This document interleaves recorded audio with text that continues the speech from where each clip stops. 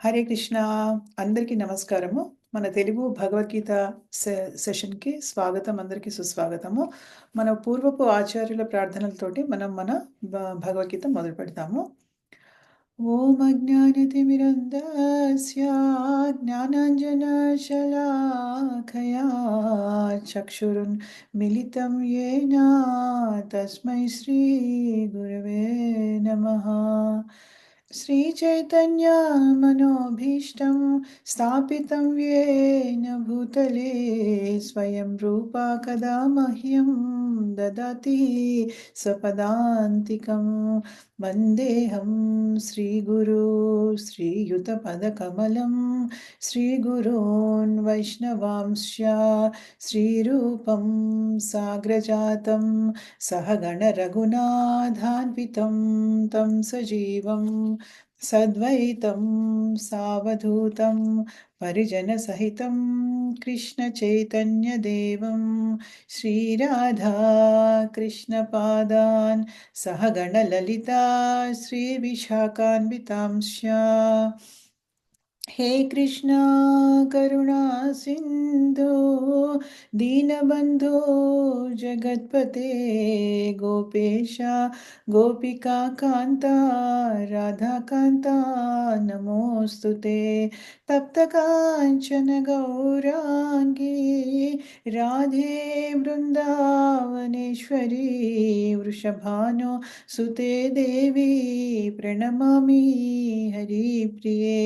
वाञ्छकल्पतरुभ्यश्च कृपासिन्धुभ्य एव च पतितानां पावनेभ्यो वैष्णवेभ्यो नमो नमः। जय श्री कृष्ण चैतन्य प्रभु नित्यानंद श्री अद्वैत गदाधारा श्रीवासादि गौरभक्तवृंद। हरे कृष्णा कृष्ण कृष्ण हरे हरे हरे राम राम राम हरे हरे। సో మనము 13వ అధ్యాయంలో ఉన్నాము. 14వ అధ్యాయంకి వచ్చేసాం మనం యాక్చువల్‌గా. 13వ అధ్యాయం చాలా బాగుంది. ప్రకృతి గురించి, పురుషుడు గురించి, తర్వాత చైతన్యం గురించి భగవంతుడు చాలా చక్కగా వివరించారు. ఇప్పుడు మనం 14వ అధ్యాయం ఏంటంటే ప్రకృతి 3 గుణాల గురించి భగవంతుడు మనకి ఆహ్, వివరిస్తున్నారనమాట.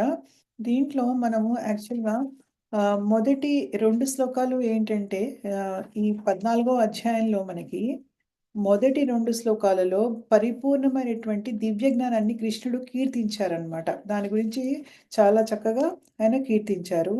తర్వాత ఇంకా మళ్ళీ మనకి మూడో శ్లోకంలో 3, 4 శ్లోకాల్లో భౌతిక ప్రకృతితోటి జీవుడి యొక్క సంపర్కం ఎలా ఉంటుంది అన్న విషయం గురించి చెప్పారనమాట. 3 గుణాలు సంబంధించింది. దానిలో మూడో శ్లోకంలో భగవంతుడు ప్రకృతికి బీజ ప్రదానం చేయడం గురించి చెప్పారు. 4 శ్లోకంలో ఏమో అన్ని జీవులకి కృష్ణుడు తండ్రి, మళ్ళీ ప్రకృతి ఏమో తల్లి అన్న విషయాన్ని చాలా చక్కగా వివరించారు. మనం అవన్నీ చర్చించాం కూడా ఆల్రెడీ. తర్వాత 5 నుంచి మనకి 9వ శ్లోకం వరకు ప్రకృతి త్రిగుణాల కారణంగా జీవుడు ఎలా బద్ధుడవుతాడు, 3 గుణాలతోటి ఎలా జీవుడు బద్ధుడవుతాడు, ఆహ్, ఎలా ప్రకృతి నుంచి ఎలా జీవుడిని ఈ 3 గుణాలు కూడా ప్రకృతికి సంబంధించినటువంటి ఈ 3 గుణాలు జీవుడిని ఏ విధంగా బంధిస్తాయి అన్న విషయం మనకి మనం చర్చించాం లాస్ట్ వీక్. 9వ శ్లోకంలో సారాంశం, ఈ 3 గుణాల యొక్క సారాంశం గురించి ఒకసారి మళ్ళీ వివరించారు భగవంతుడు. ఇప్పుడు మనము నెక్స్ట్ సెక్షన్‌కి వెళ్ళిపోతున్నాం. దీంట్లో నెక్స్ట్ సెక్షన్ 10వ శ్లోకం నుంచి 13వ శ్లోకం వరకు మనకేంటంటే ఈ ఈ గుణాల యొక్క ప్రాముఖ్యత ఎలా మనం అంటే ఏ గుణం మనని ఎలా నియంత్రిస్తుందో అనే విషయం తెలుసుకోవడం, దాని లక్షణాలేంటి అనే విషయం మనం తెలుసుకుంటున్నాం ఇప్పుడు. 10వ శ్లోకంలో ఎస్పెషల్లీ గుణాల మధ్య పోటీ ఏ విధంగా ఉంటుందన్న విషయం తెలుసుకుంటున్నాము. కానీ బేసికల్‌గా 10వ శ్లోకం నుంచి 13వ శ్లోకం వరకు మనము ఈ గుణాల యొక్క ప్రాముఖ్యతని మనం గుర్తించడము, ఏ గుణం మనని ఏ విధంగా నియంత్రిస్తుందో తెలుసుకోవడము, దాని లక్షణాలు ఏంటనేది గుర్తించడము అన్న విషయం గురించి భగవంతుడు చర్చిస్తాడు. తర్వాత 14 నుంచి 18 శ్లోకాల వరకు భగవంతుడు ఏం చెప్తున్నాడంటే ఏ విధంగా మనము అంటే దాని యొక్క నిర్దిష్ట ప్రభావం, ఈ గుణాల యొక్క నిర్దిష్ట ప్రభావం యొక్క ఫలితాలు ఏ విధంగా ఉంటాయి, ఆ గుణాలు ఏ విధంగా మనల్ని చాలా కంట్రోల్‌లో పెట్టుకుంటాయి, ఏ విధంగా నియంత్రిస్తాయి అన్న విషయం కూడా మనము తెలుసుకుంటాం అన్నమాట. సో 14, 15 శ్లోకాల్లో ఏమో దీర్ఘకాలిక ప్రభావం ఏంటి అంటే చనిపోయి ఏ గుండెల్లో మనం ఎలా ఉంటే చనిపోయిన తర్వాత ఎక్కడికి వెళ్తాము, మధ్యస్థ కాల ప్రభావం ఏంటనేది 16 శ్లోకంలో చెప్పారు. తక్షణ ప్రభావం ఏంటనేది 17 శ్లోకంలో చెప్పారు. 18లో ఏంటంటే అంటే డైరెక్షన్ ఏంటి, మనం అంటే ఏ లోకానికి వెళ్తాము, ఉమ్, ఏ లోకానికి కరెక్ట్గా వెళ్తాము, ఏ డైరెక్షన్లో వెళ్తాము అన్న విషయం చెప్పారు. తర్వాత 19 నుంచి 27 శ్లోకాల వరకు మనకి ఏంటంటే త్రిగుణాలకి అతీతంగా ఎలా వెళ్ళాలి.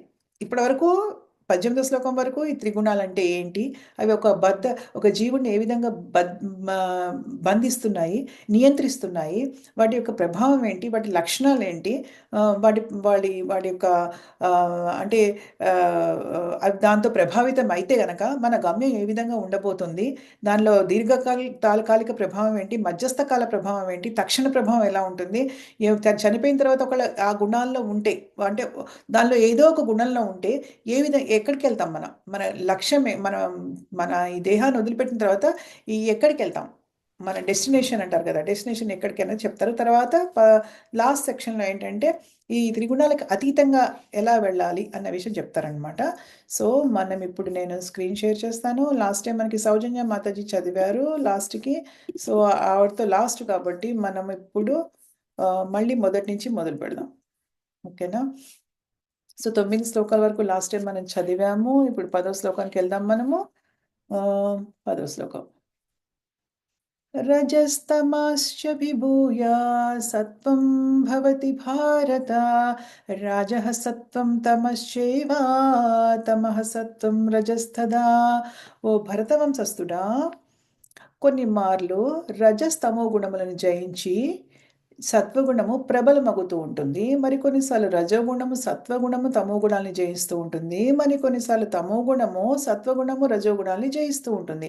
ఈ విధముగా గుణముల నడుమ ఆధిపత్యం కొరకు సదా పోటీ జరుగుతూ ఉంటుంది. అంటే ఈ ప్రత్యేకంగా ఈ శ్లోకంలో ఏంటి, గుణాల మధ్య పోటీ ఏ విధంగా ఉంటుంది. మనందరికీ తెలిసిన విషయమే కదా, సత్వగుణము రజోగుణము తమో గుణము ఈ 3 గుణాలు ఉన్నాయి మనకి కదా. అయితే ఈ 3 గుణాలలో మనం ఎప్పుడు కూడా ఒకటే గుణంలో ఉంటాము అనడానికి లేదనమాట. ఎలా అంటే ఇప్పుడు మనం కాసేపు సత్వగుణంలో ఉండొచ్చు, కాసేపు రజోగుణం వచ్చి మనని డామినేట్ చేయొచ్చు, నియంత్రించడానికి ప్రయత్నించవచ్చు. తర్వాత తమో గుణం కూడా మనని కొంచెం ఒక రోజులో ఉంటే మనము ఈ 3 గుణాలు మనలో మిక్స్గా ఉంటాయి, అంటే కాంబినేషన్లో ఉంటాయి, కలిసిపోయి ఉంటాయి అనమాట. ఏదో ఒక గుణం సంపూర్ణంగా ఉండదు. కొంచెం సత్వగుణంలో ఉన్నాం మనం, సత్వగుణంలో మనం ఉన్నాం అనుకోండి, దాంట్లో కొంచెం మిక్స్ ఏంటంటే కొంచెం రజోగుణం కూడా, రజోగుణం కూడా కలుస్తుంది అనమాట. లేదు రజోగుణంలో ఉన్నాం అనుకోండి మనము, కొంచెం తమో గుణం కూడా కలుస్తుంది అనమాట. లేదంటే కొంచెం సత్వగుణం కొంచెం మిక్స్ అయి ఉంటుంది. అలాగా రకరకాల కాంబినేషన్స్ అండ్ పర్మిటేషన్స్ అంటారు. రకరకాల కాంబినేషన్స్లో ఈ గుణాలు రకరకాలుగా మన మీద తన ప్రభావాన్ని చూపిస్తూ ఉంటాయి అన్నమాట. అసలు మన దేహమే మన కోరికలకు అనుగుణంగా, మన స్వభావానికి అనుగుణంగా, అనుకూలంగా, అంటే మనకు ఉన్నటువంటి కోరికలు ఏంటి, మన పూర్వజన్మ చేసుకున్నటువంటి పుణ్యాలేంటి, పాపాలేంటి, మన స్వభావం ఎలాగుంది, దాన్ని బట్టి మనకు ఒక దేహం ఇవ్వబడుతుంది. దాని తగ్గట్టుగానే ఆ మూడు గుణాలు కూడా మన మీద చక్కగా అవి నియంత్రిస్తూ ఉంటాయన్నమాట, మన మీద నియంత్రణ చూపుతూ ఉంటాయన్నమాట. సో ఇప్పుడు మనం కమలకుమారి మాతాజీ, ధనలక్ష్మి మాతాజీ మీరు ఫస్ట్ చదవండి, శ్లోకం అనువాదం భాష్యం చదవండి. హరే కృష్ణ. హరే కృష్ణ. రజస్తమచ్చ విభూయ సత్వం భవతి భారత, రాజ్యః సత్వం తమశ్చైవ తమః సత్వం రజస్తతా. అనువాదము. ఓ భరత వంశస్థుడా, కొన్ని మార్లు రజస్తమో గుణములను జయించి సత్వగుణము ప్రబలమగుచుండును. మరికొన్ని మార్లు రజోగుణము సత్వతమో గుణములను జయించుచుండు. తమో గుణములు సత్వతమో గుణములను, ఇది సత్వ తమో గుణములు రెండు మనం విడదీయాలి ఇక్కడ. ఓకే. సత్వ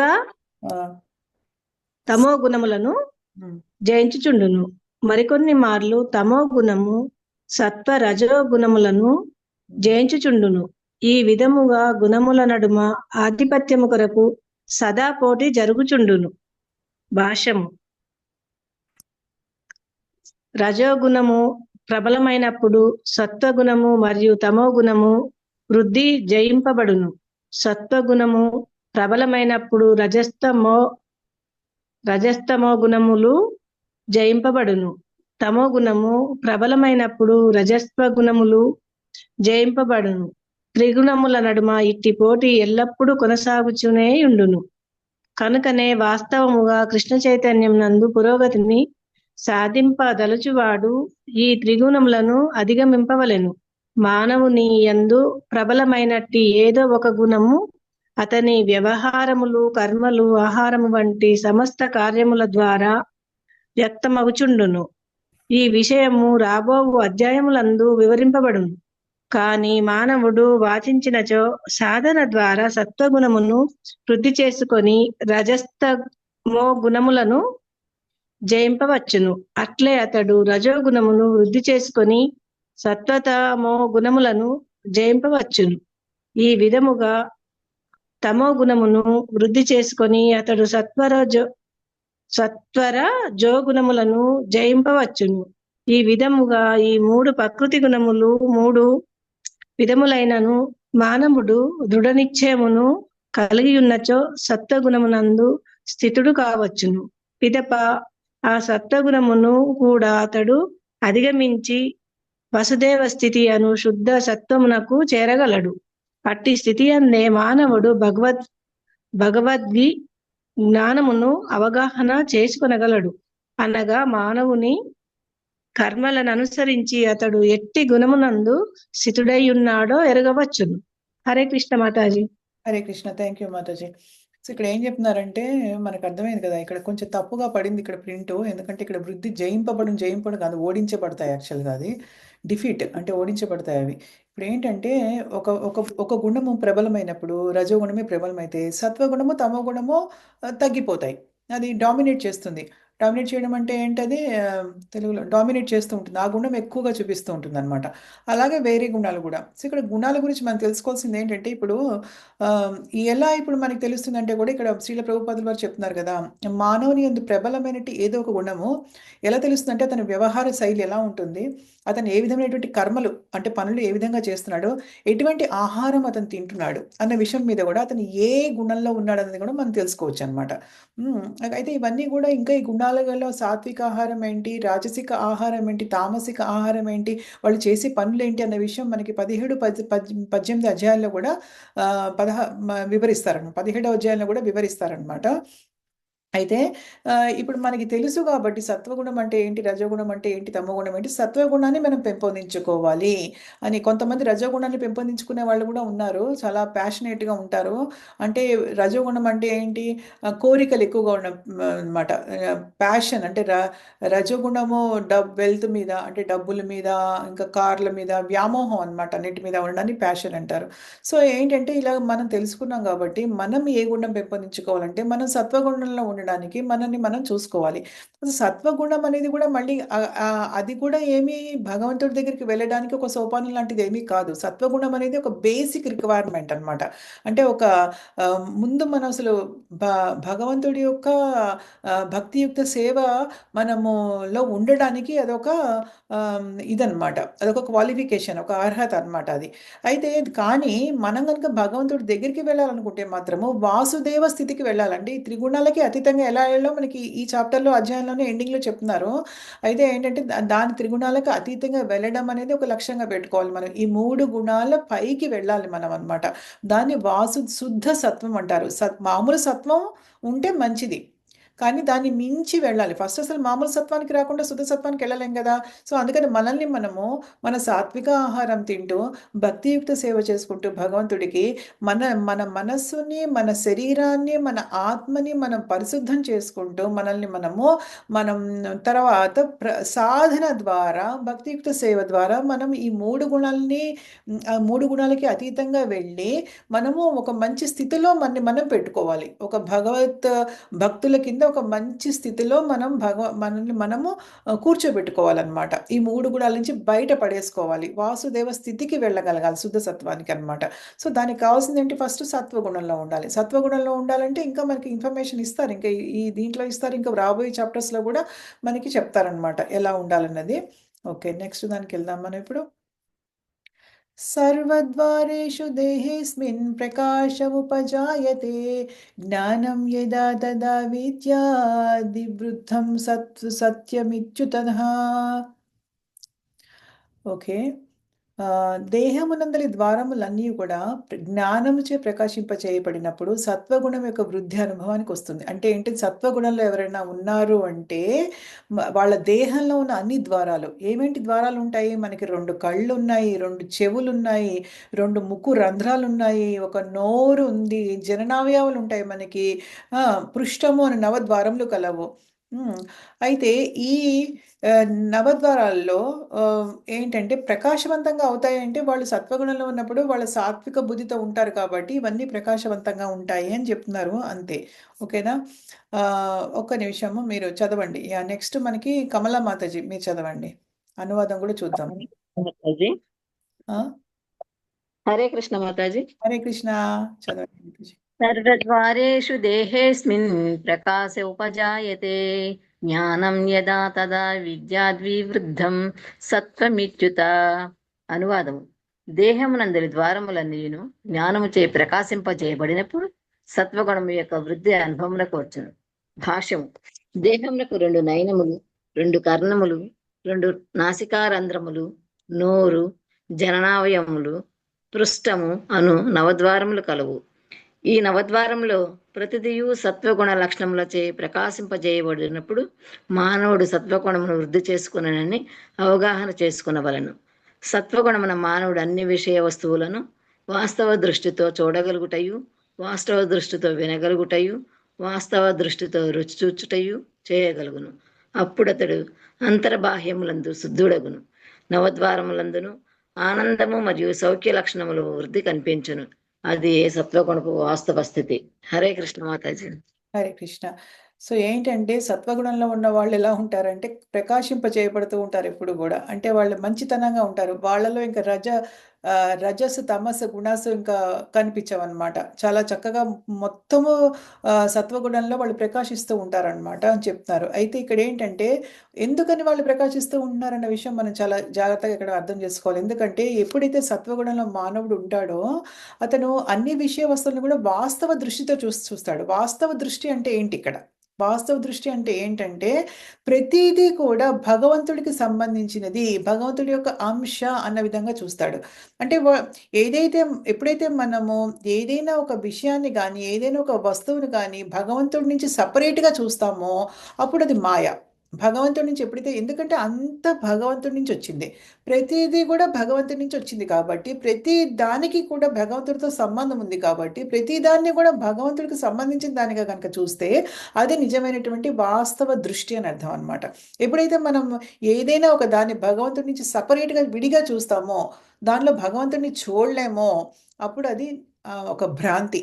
ఇల్యూజన్ అంటారు. మాయ అనమాట. సో ఏంటంటే వాస్తవ దృష్టితో రుచి చూడడము, వినగలగడము ప్రతీదీ కూడా. అంటే ఏంటంటే మాయ నుంచి బయటికి రావడం అనమాట బేసికల్‌గా. రుచి చూడడం కూడా ఏంటంటే భగవంతుడి యొక్క ప్రసాదంగా భావించి రుచి చూడడం అదొకటి. తర్వాత భగవంతుడికి సంబంధించినవన్నీ కూడా కరెక్ట్‌గా అంటే వాస్తవ దృష్టితో వినాలనమాట. అంటే అంటే మనకి పనికిరానివేమి వినకుండా ఉండడం అనమాట. ప్రతి వస్తువుని కూడా భగవంతుడికి సంబంధించినందుకు గుర్తెరగడము. ఇవన్నీ కూడా ఇలా మనం గనక సత్వగుణంలో మనల్ని మనం కరెక్ట్‌గా గలుపుకోగలిగితే గనక అప్పుడేంటంటే ఇదంతా దృష్టంతా మనకొస్తుంది. అప్పుడు అంతర్బాహ్యంనందు కూడా శుద్ధులవుతాం మనం అని చెప్తున్నారు. అంటే మన హృదయం కూడా శుద్ధవుతుంది. ఇంటర్నల్‌గా బయట కూడా మనం శుద్ధవుతాం అని చెప్తున్నారు. నవద్వారపులందును ఆనందము మరియు సౌఖ్య లక్షణముల వృద్ధి కనిపిస్తుంది. సత్వగుణంలో ఉండడం ఎంత ఇంపార్టెంట్ అనమాట. అదే సత్వగుణపు వాస్తవ స్థితి. మొత్తం సత్వగుణంలో ఉంటే మిక్స్ ఏమీ లేకుండా, వేరే గుణాల కాంబినేషన్ ఏమీ లేకుండా సత్వగుణంలో ఉంటే ఆ విధంగా ఉంటుందన్నమాట అని చెప్తున్నారు. ఇప్పుడు నాకు ఈ అంతర్బాహర శుద్ధి అంటే నాకు నిజంగా ఇందాక నేను అప్పుడు పద్మజ మాతాజీతో మన గ్రూప్‌లో మాట్లాడుతున్నప్పుడు ఎందుకంటే చాలా రోజులు బట్టి ఆవిడ చాంటింగ్ చేయట్లేదు ఏంటా అని కాల్ చేశాను ఆవిడకి. ఒంట్లో బాగుందా లేదా? ఇంతకుముందు ఎప్పుడు బాలేదని చెప్పినట్టు గుర్తు. ఆవిడన్నారు, ఈ భగవంతుడు నాకు టెస్ట్ లాగే ఇస్తున్నాడు ఇవన్నీ మాతాజీ. ఇవన్నీ కూడా బహుశా నేను శుద్ధి అవ్వడానికేమో నా శరీరం కూడా ప్యూరిఫై అవ్వడానికేమో అని అంటే నిజంగా నాకు భలే అనిపించింది మంచిగా అసలు. ఆ!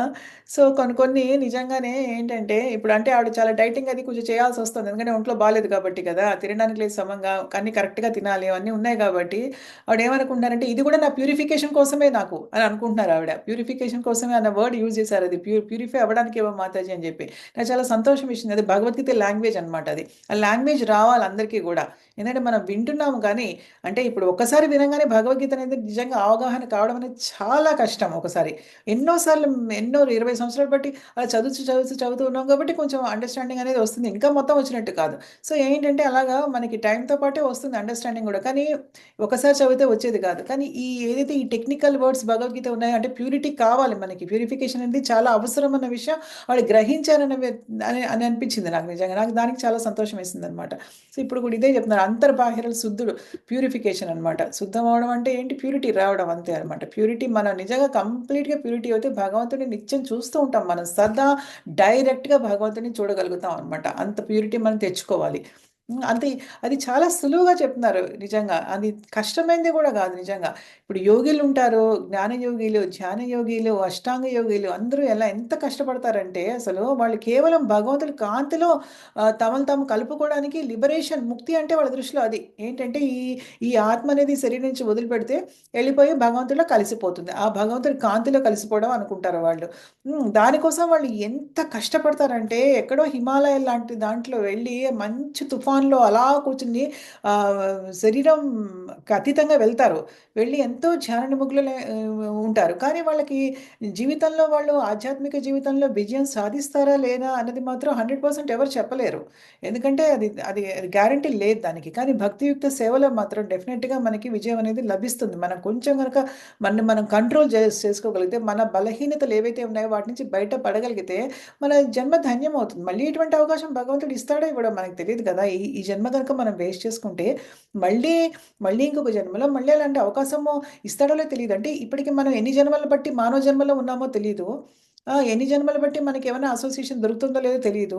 సరే ఇప్పుడు ఈ జన్మలో మానవ జన్మ వచ్చింది. మనం అసోసియేషన్ సాంగత్యంలో ఉన్నాం. భక్తుల సాంగత్యంలో మనం ఎంత తొందర పడాలో మనం ఆలోచించుకోవాలి దీని గురించి.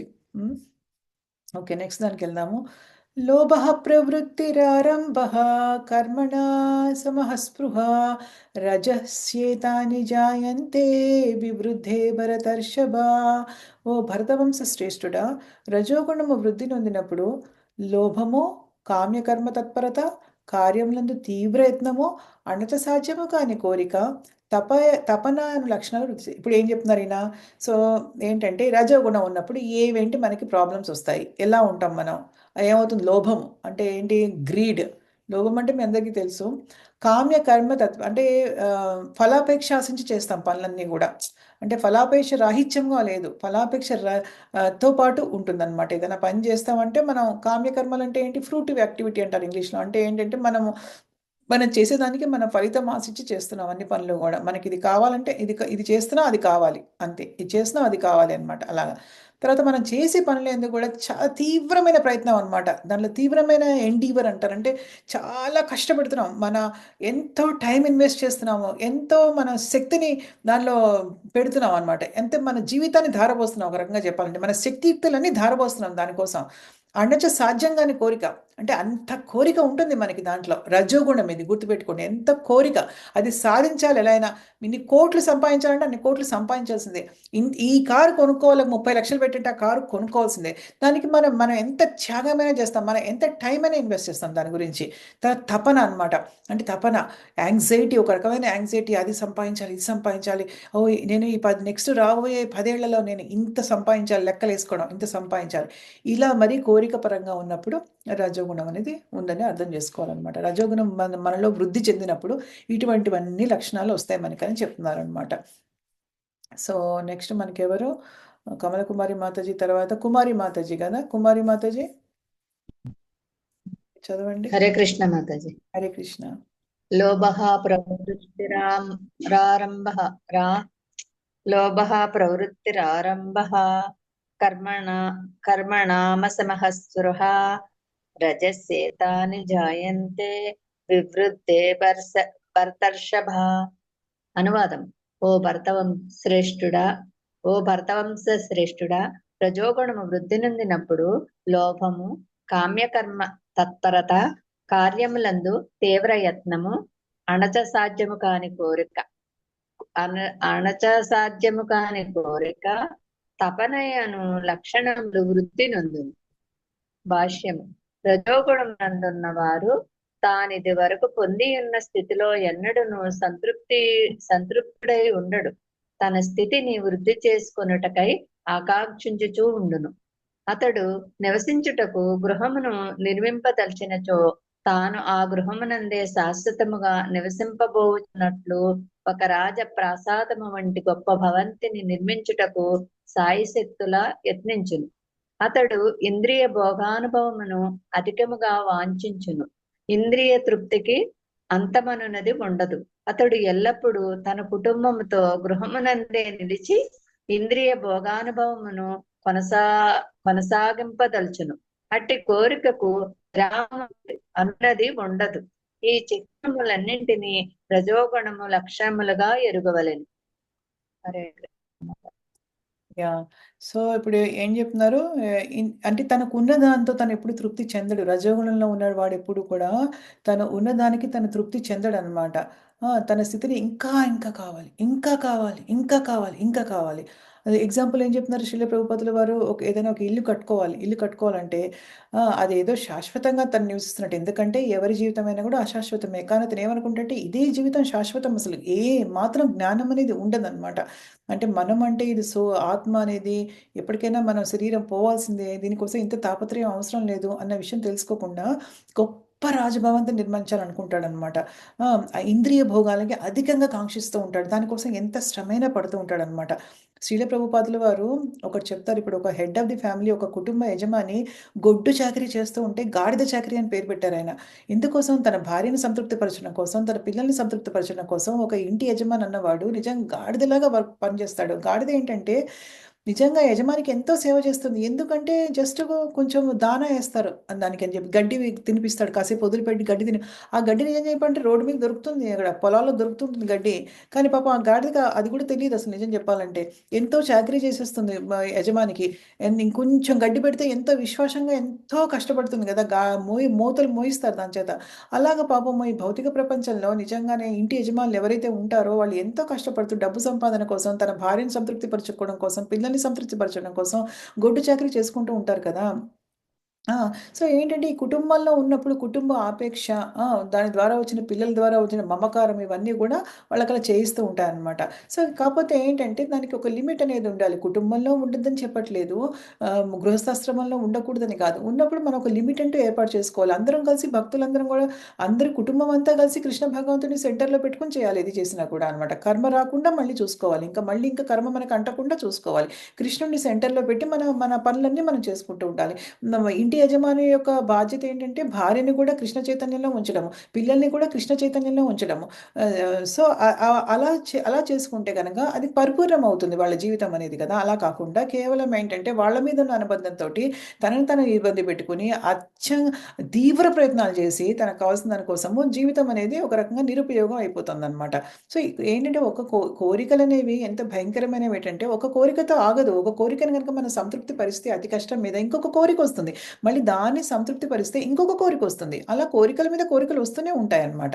సో, ఈ దాని నుంచి బయటికి రావాలి. ఒక లిమిట్ అనేది పెట్టుకోవాలన్నమాట ఎప్పుడు కూడా.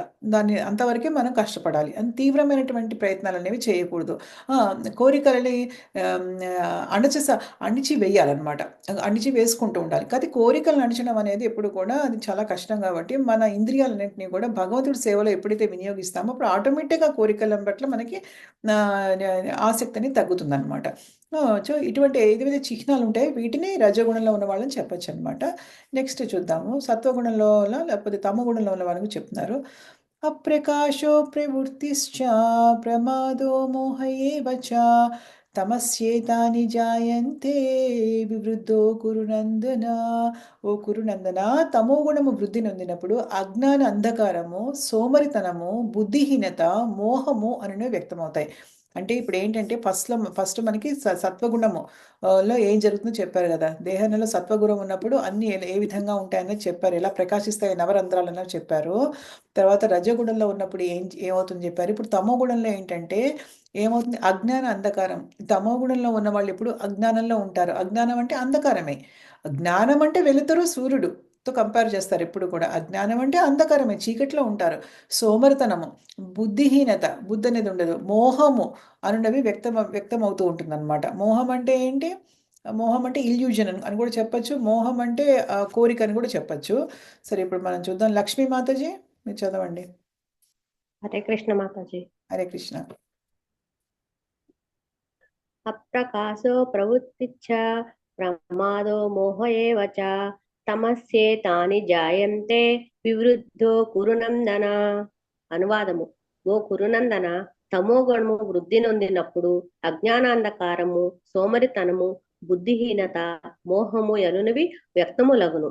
భాష్యము: ఆధ్యాత్మిక ప్రకాశము లేనప్పుడు జ్ఞానము లోపించును. తమో గుణము నందున్నవాడు నియమములు అనుసరింపకుండా తనకు తోచినట్లు ప్రయోజన శూన్యముగా కర్మను అనరించును.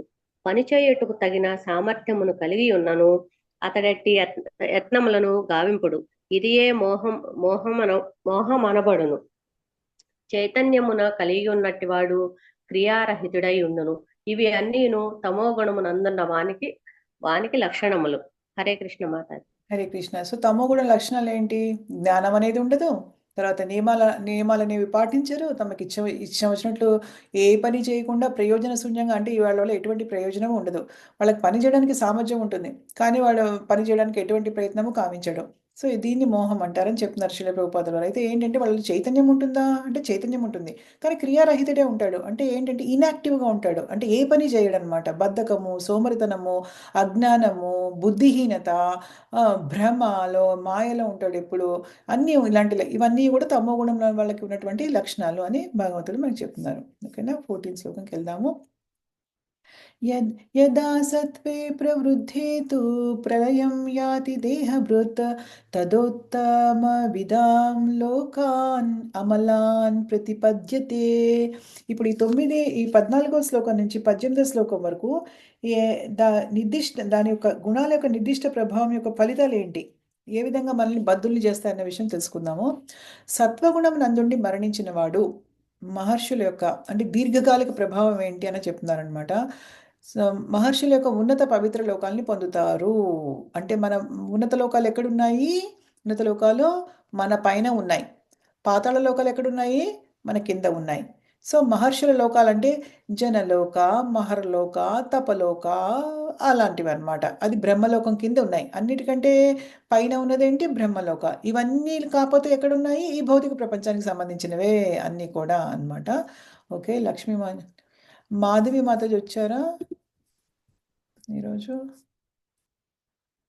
రాధికా మాతాజీ చదవలేదు. రాధికా మాతాజీ మీరు చదవండి. హరే కృష్ణ మాతాజీ.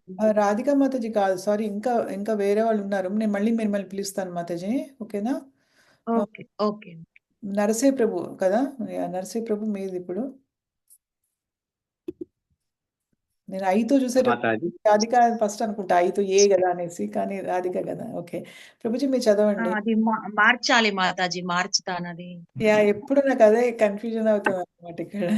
అదే మొబైల్ మారేసరికి మళ్ళీ పేరు చేంజ్ వచ్చింది. అట్లా నేను చేస్తాను. షూర్ మాతాజీ, సారీ మిమ్మల్ని పిలిచి. పర్వాలేదు. ప్రభు చదవండి ప్రభుజీ మీరు. హరే కృష్ణ మాతాజీ. కృష్ణ ప్రభు చదవండి. కొంచెం చిన్నదే అండి. చిన్నదా? యదా సత్వే ప్రవృద్ధే ప్రళయం. మాతాజీ ఇలా చేయనా? ఇలా చేశాను, ఇప్పుడు మార్చాను. ఇలా ఉండను మాతాజీ. ఇలా చేయనా? ఇది పెద్దది. ఇట్లా ఉండదు మాతాజీ. Okay okay Mataji. యదా సత్వే ప్రవృద్ధేతు ప్రళయం యాతి దేహభృతు తదోత్తమ విదాం లోకానమలాన్ ప్రతిపద్యతే. అనువాదము: సత్వగుణమునందుండి మరణించిన వాడు మహర్షుల యొక్క ఉన్నత పవిత్ర లోకములను పొందును. భాష్యము: సత్వగుణమునందున్నవాడు బ్రహ్మలోకము లేదా జనలోకము వంటి ఉన్నత లోకములను పొంది సర్వసుఖముల అనుభవించును. ఈ శ్లోకం నందు అమలాన్ అను పదము ప్రధానమైనది. దానిని రజోస్తమ గుణముల నుండి విడివడి ఉన్న లోకంలనియే దాని భావము. కలుష భరితమైన ఈ భౌతిక జగత్తునందు సత్వగుణం అన్నది అత్యంత పవిత్రమై ఉన్నది. వివిధ జీవుల కొరకు వివిధ లోకములు కలవు. సత్వగుణం నందు మరణించిన వారు మహర్షులు మరియు మహాభక్తులను నివసించు లోకములకు ఉద్ధరింపబడుదురు. జై. Thank you. Hare Krishna mata. Hare Krishna prabhu. Thank you. చూడు, సత్వగుణంలో ఉన్న వాళ్ళు ఎక్కడికి వెళ్తారో చెప్తున్నారు మనకి. సత్వగుణంలో ఉన్న వాళ్ళు ఎక్కడికి వెళ్తారు? బ్రహ్మలోకం కానీ, జనలోకం కానీ, తపలోకం కానీ, అక్కడికి వెళ్ళి స్వర్గ సుఖాలు అనుభవిస్తారట. ఎవరు ఆశపడకండి. ఆశపడతారేమో, అబ్బాయి ఇది వినంగానే ఆహా మనం కూడా అక్కడికి వెళ్తే బాగుండనని. కానీ ఒకటి గుర్తుపెట్టుకోండి, ఇది కూడా మనకి భౌతిక ప్రపంచంలోనే ఉంది. మనం చేసుకునే పుణ్యము సత్వగుణంలో ఉండి మనం చేసుకునే పుణ్యం ఎంతకాలం మనకు ఉంటుందో అంతకాలం అక్కడ ఉంటాం. తర్వాత ఏమవుతుంది? మళ్ళీ భూమి మీద ఠప్ అని పడిపోతాం. మళ్ళీ కిందకు వస్తాం అనమాట. ఈ శ్లోకంలో అమలాన్ అన్నారు కదా, ఇక్కడ అమలాన్ ప్రతిపద్యత. అమలాన్ అంటే మలినం లేదనమాట. అంటే ఏంటి మలినం లేదంటే సత్వగుణంలో ఉంటాం, రజస్తమో గుణాల నుంచి విడిపడి ఉన్నాయి అనమాట. అంటే రజస్తమో గుణాలు లేవు ఇంకా కంప్లీట్గా, ఓన్లీ సత్వగుణంలో ఉంటాము. ఓన్లీ సత్వగుణంలో ఉండడము అంటే ఈ భౌతిక ప్రపంచం చాలా కలుషితమైంది కదా, ఇక్కడ సత్వగుణము అత్యంత పవిత్రమైందని చెప్తున్నారనమాట. కానీ భగవంతుడి దగ్గర ఆధ్యాత్మిక ప్రపంచానికి వెళ్ళాలంటే దీన్ని మించి వెళ్ళాలి కదా అని భగవంతుడు అర్జునుడు కూడా చెప్తున్నాడు కదా. రెండో అధ్యాయంలోనే చెప్పాడు కదా, త్రైగుణ్య విషయ వేద నిశ్రైగుణ్య భవార్జున. వేదాల్లో చెప్పబడిన మూడు గుణాలని మించి వెళ్ళాలయ్యా నువ్వు అని చెప్పారు కదా. ఇంతకుముందు ఇప్పుడు మనకి శ్లోకంలో కూడా వాసుదేవ సత్వకి వెళ్ళాలని కూడా చెప్పారు కదా. కానీ ఈ సత్వగుణము ఈ భౌతిక ప్రపంచంలో అత్యంత పవిత్రమైంది కాబట్టి ఎవరైతే గనక ఈ సత్వగుణంలో ఉండి శరీరాన్ని వదిలిపెడతారో వాళ్ళు మహర్షులు మరియు మహాభక్తులు నివసించే లోకాలకి ఉద్ధరించబడతారు, ఉన్నత లోకాలకి. అంటే ఈ ప్రపంచంలోనే భౌతిక ప్రపంచంలో ఉన్నత లోకాలకి వెళ్తారు. ఓకేనా? అది. కానీ దీన్ని చూసి మనము ఆనందపడిపోయి దీనిని మన ధ్యేయంగా లక్ష్యంగా పెట్టుకోకూడదు. మన లక్ష్యం ఏంటి? మన జీవితం, మన ఆధ్యాత్మిక జీవిత లక్ష్యం అనేది లేకపోతే ఆధ్యాత్మిక జీవితం నిరుపయోగం అనమాట. ఆధ్యాత్మిక జీవితం మనం మొదలుపెట్టినప్పుడు మనం గుడ్డిగా మొదలు పెట్టకూడదు. ఏ పని కూడా గుడ్డిగా చేయకూడదు. మనం ఎందుకు చేస్తున్నామో మనం తెలుసుకుని చేయాలి.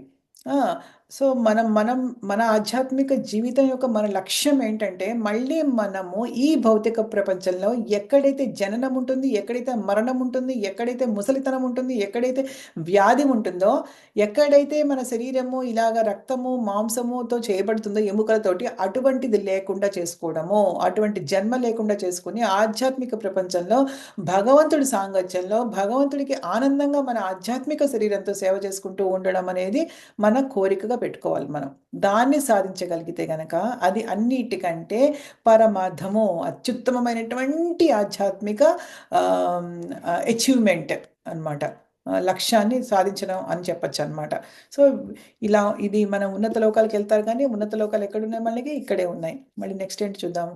రజసి ప్రళయం గత్వా కర్మ సంజ్ఞాషు జాయతే కర్మ సంజ్ఞాషు జాయతే తథా ప్రలీనస్తమసి మూఢా యోనిషు జాయతే.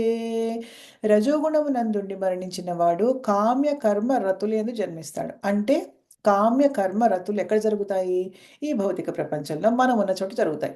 ఎర్త్లీ ప్లానెట్స్ మీద జరుగుతాయి, ఇక్కడ భూ ప్రపంచంలో జరుగుతాయి. కాబట్టి రజోగుణంలో ఉన్నప్పుడు కనుక మరణిస్తే మళ్ళీ మనం చక్కగా ఇక్కడ మళ్ళీ జన్మ తీసుకుంటాము. తమో గుణం నందుండి మరణించిన వాడు జంతు రాజ్యంలో జన్మిస్తాడు. అంతే. ఇంకా క్లియర్గా చెప్పారు కదా. సత్వగుణంలో ఉంటే ఉన్నత లోకాలకు వెళ్తాం, రజోగుణంలో ఉంటే ఈ మధ్య లోకాలు, మనం మధ్య లోకాల్లో ఉన్నాం ఇప్పుడు.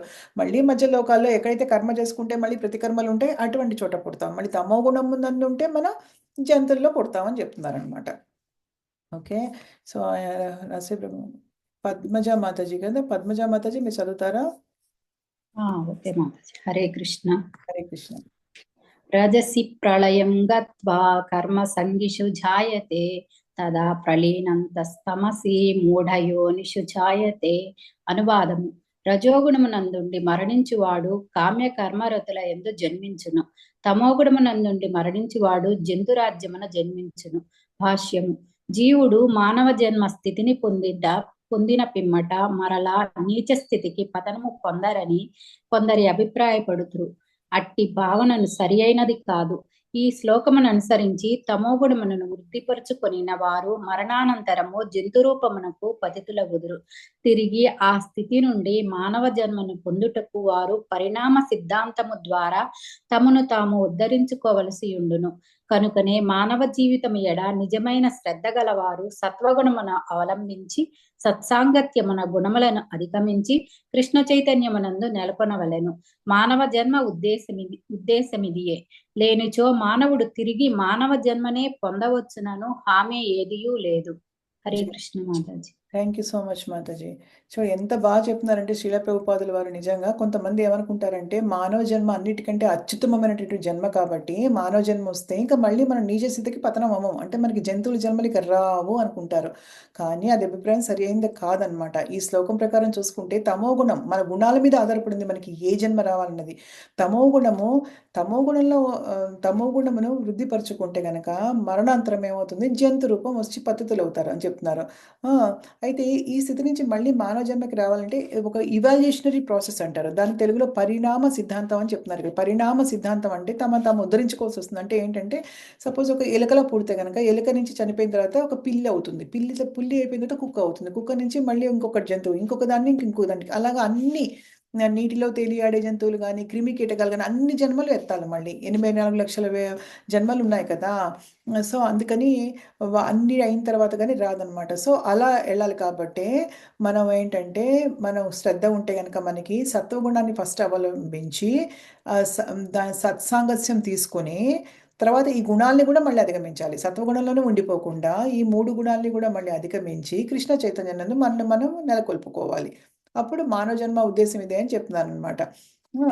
లేనిచో మళ్ళీ మానవ జన్మ వస్తుందని గ్యారంటీ ఏమీ లేదు అని చెప్తున్నారనమాట. సో మనము తెలియగల వాళ్ళమైతే మనం కొంచెం ఆలోచిస్తే మనకే అర్థమవుతుందనమాట. మనం ఏ స్థితిలో ఉన్నాము, మనం ఎక్కడికి వెళ్ళాలి, మళ్ళీ ఇంకా నీచ స్థితికి దిగజారాలా లేకపోతే ఇంతకంటే పైకి వెళ్ళాలా అని మనం ఆలోచించుకోవాలన్నమాట కదా. సో అర్థమవుతుంది కదా, రజోగుణంలో తమో గుణంలో ఉన్న వాళ్ళు ఎలా జన్మిస్తారు అనేది చాలా క్లియర్గా చెప్పారు. మానవ జన్మ గ్యారంటీ కూడా లేదని చెప్పారు. కర్మణః సుకృతస్యాహుః సాత్వికం నిర్మలం ఫలం రజసస్తు ఫలం దుఃఖం అజ్ఞానం తమసః ఫలం. ఇదేంటి 16వ శ్లోకం కదా. 16వ శ్లోకం మధ్యస్థ కాల ప్రభావం ఎలా ఉంటుందని తెలుసుకుందాం. మనం ఇప్పుడు దీర్ఘకాలిక ప్రభావం ఎలా ఉందో తెలుసుకున్నాము. అంటే ఎవరెవరు ఎలా వెళ్తారు, ఎక్కడికి వెళ్తారు అన్నది అంటే చెప్పారు. ఇప్పుడు చూద్దాం. ఇది పుణ్యకర్మ ఫలితమైనటువంటి నిర్మలత్వము సత్వగుణ ప్రధానమైనదిగా చెప్పబడుతుంది. అంటే సత్వగుణం అనేది ఎప్పుడు వస్తుందంటే సత్వగుణంలో ఉంటే పుణ్యకర్మ ఫలితం అనమాట. మనం ఆ నిర్మలత్వం అనేది ఎలా వస్తుందంటే మన పుణ్యకర్మల వల్ల మనం సత్వగుణంలో ఉండగలుగుతాం. కానీ రజోగుణం మీద ఆచరించబడిన కర్మము దుఃఖములను కలిగిస్తుంది. అంటే రజగుణంలో మనం చేసే పనులు ఏంటంటే మనకి కర్మనిస్తాయి. ఇంకా సో అది దుఃఖాన్ని కలిగించే కర్మలు ఇస్తాయన్నమాట రజోగుణం వల్ల.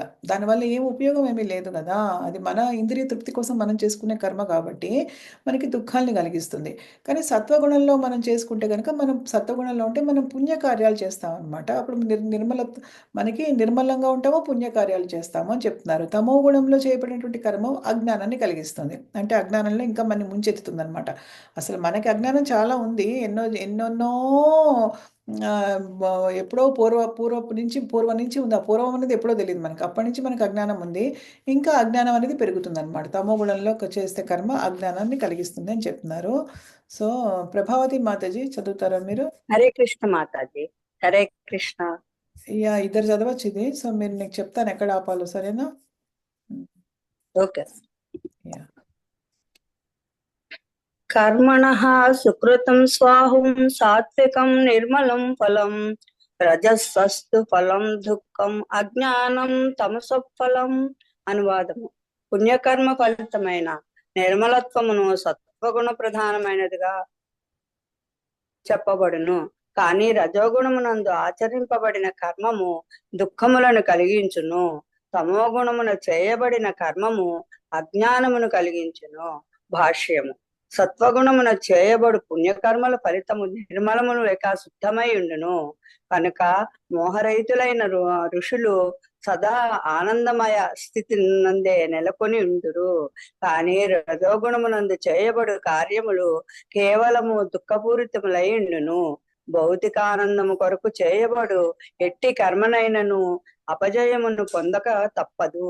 ఉదాహరణకు ఎవరైనను ఆకాశమునంటూ ఎత్తైన భవంతిని నిర్మించదలిచినచో అట్టి భవన నిర్మాణమునకు అత్యంత అధికమైన భౌతిక మానవ పరిశ్రమ అవసరమగును.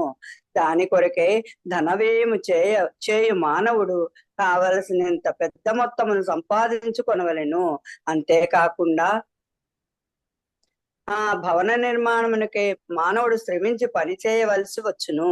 ఈ విధముగా ప్రతి అడుగును అట్టి కార్యములనందు దుఃఖములు అధికముగా నుండును.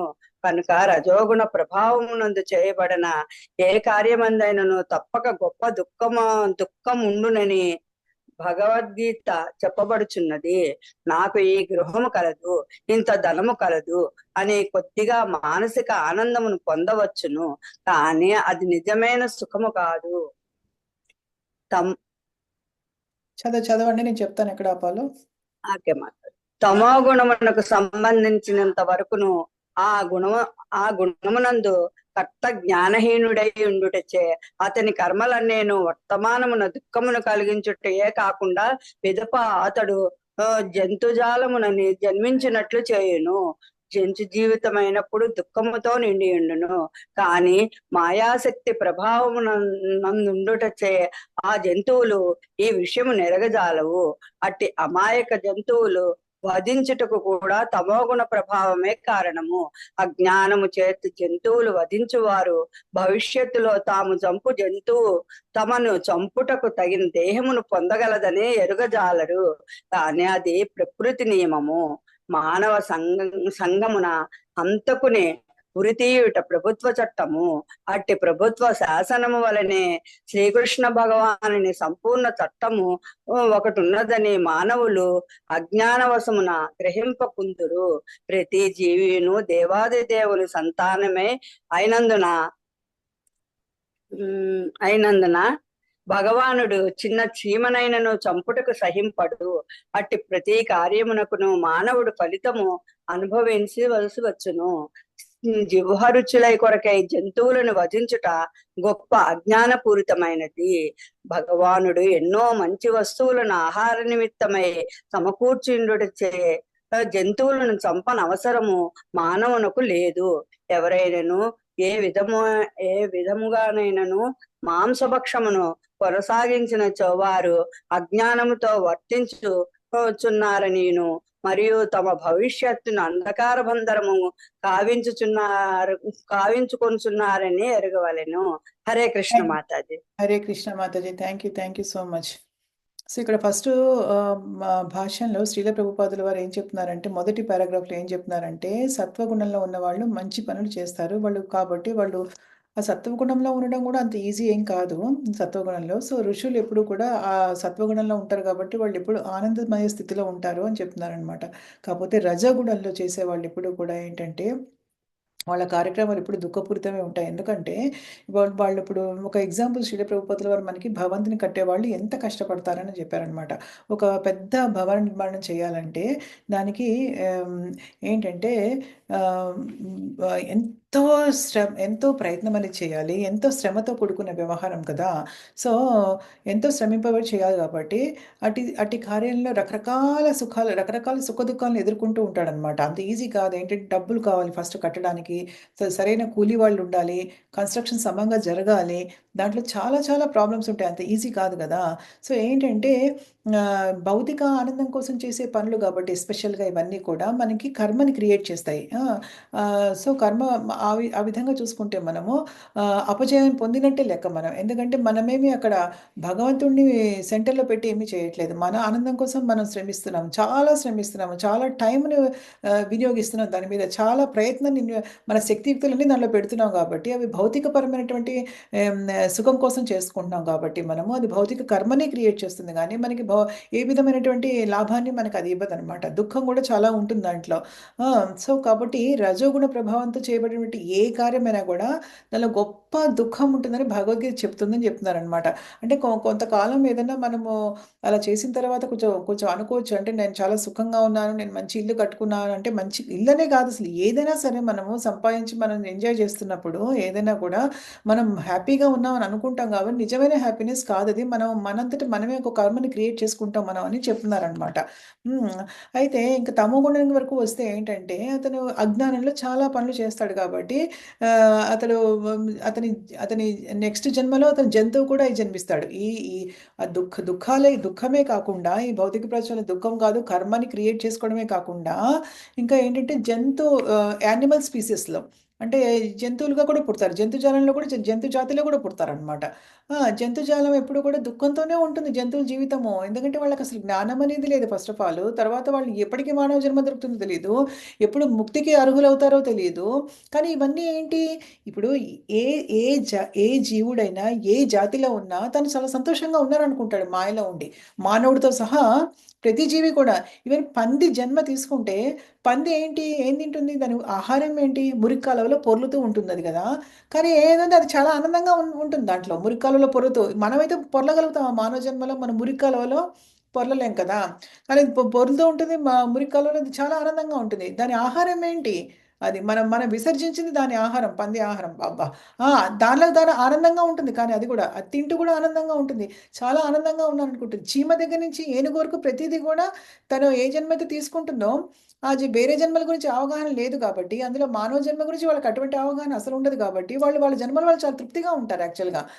తృప్తిగా ఉండి దాన్నే నిజమైనటువంటి జీవితం అనేది ఎంజాయ్ చేస్తుంటారు. సో వాళ్ళకి ఎటువంటి జ్ఞానం అనేది లేదు, కంప్లీట్గా వాళ్ళు మాయలో ఉంటారనమాట. దానికి ఏంటి, తమో గుణం చాలా వాళ్ళు ఉంటారనమాట. వాళ్ళు మాయాశక్తి ప్రభావంతో ఉండడం వల్ల వాళ్ళు అవన్నీ కూడా తెలుసుకోలేరు వాళ్ళందరూ కూడా. ఎందుకు, ఏ మాయాశక్తి, భగవంతుడి యొక్క బహిరంగ శక్తి, భౌతిక శక్తి దానిలో ఉన్నారు కాబట్టి వాళ్ళకి తెలియదు. అయితే అమాయక జంతువుల్ని వధించటం కూడా తమోగుణ ప్రభావమే కారణం. తమోగుణంలో ఉంటే మనము వేరే జీవుల్ని వాళ్ళని హింసిస్తామన్నమాట.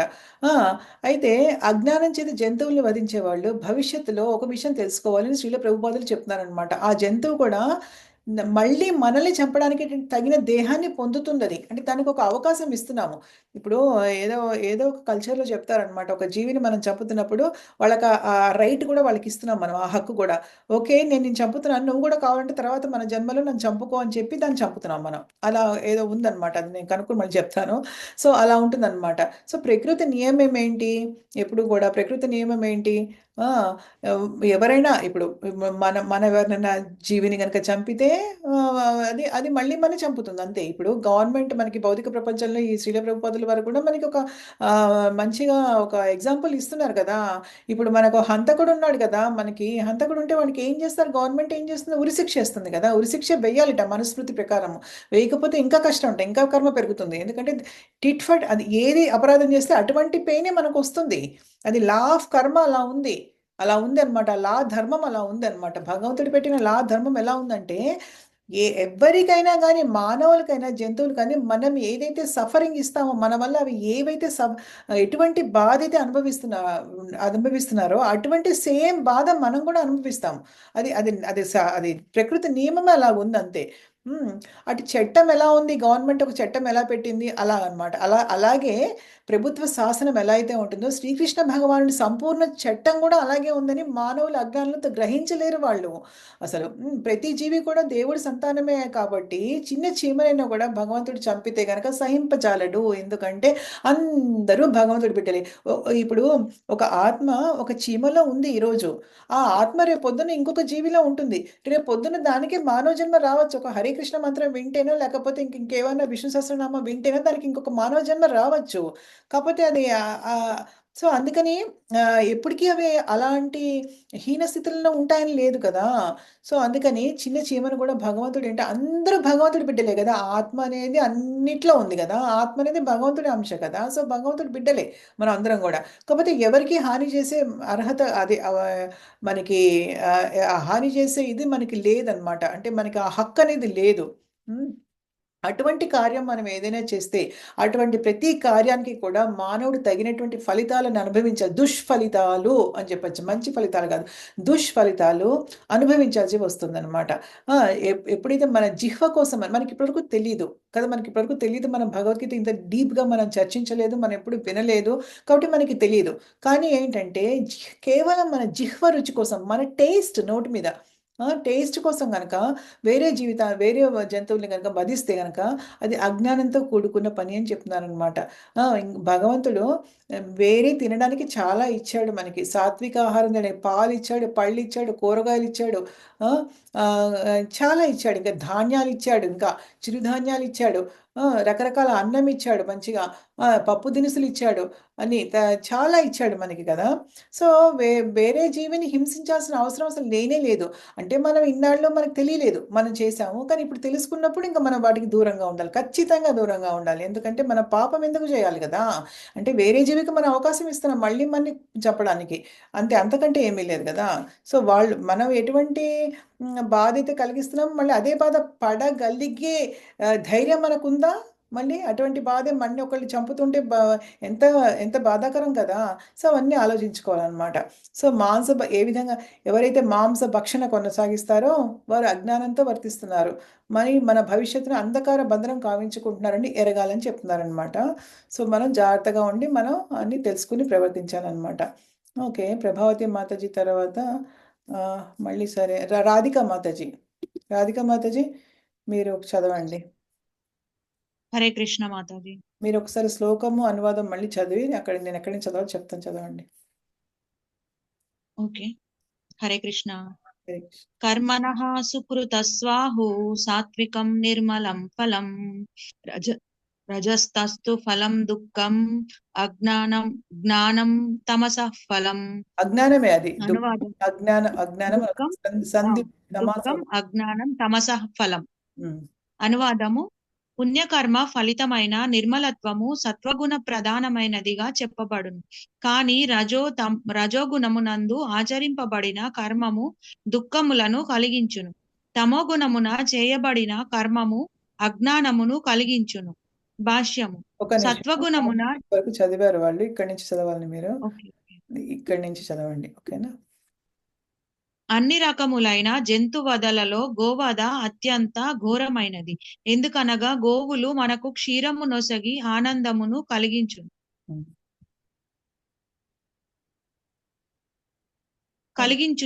కలిగించుచున్నవి. కనుక గోవధ నీచాతి నీచమైన అధమ అజ్ఞానముతో కూడుకున్నట్టి కార్యము. ఋగ్వేదము గోభిః ప్రణీత మత్సరం అని తెలుపుచున్నది.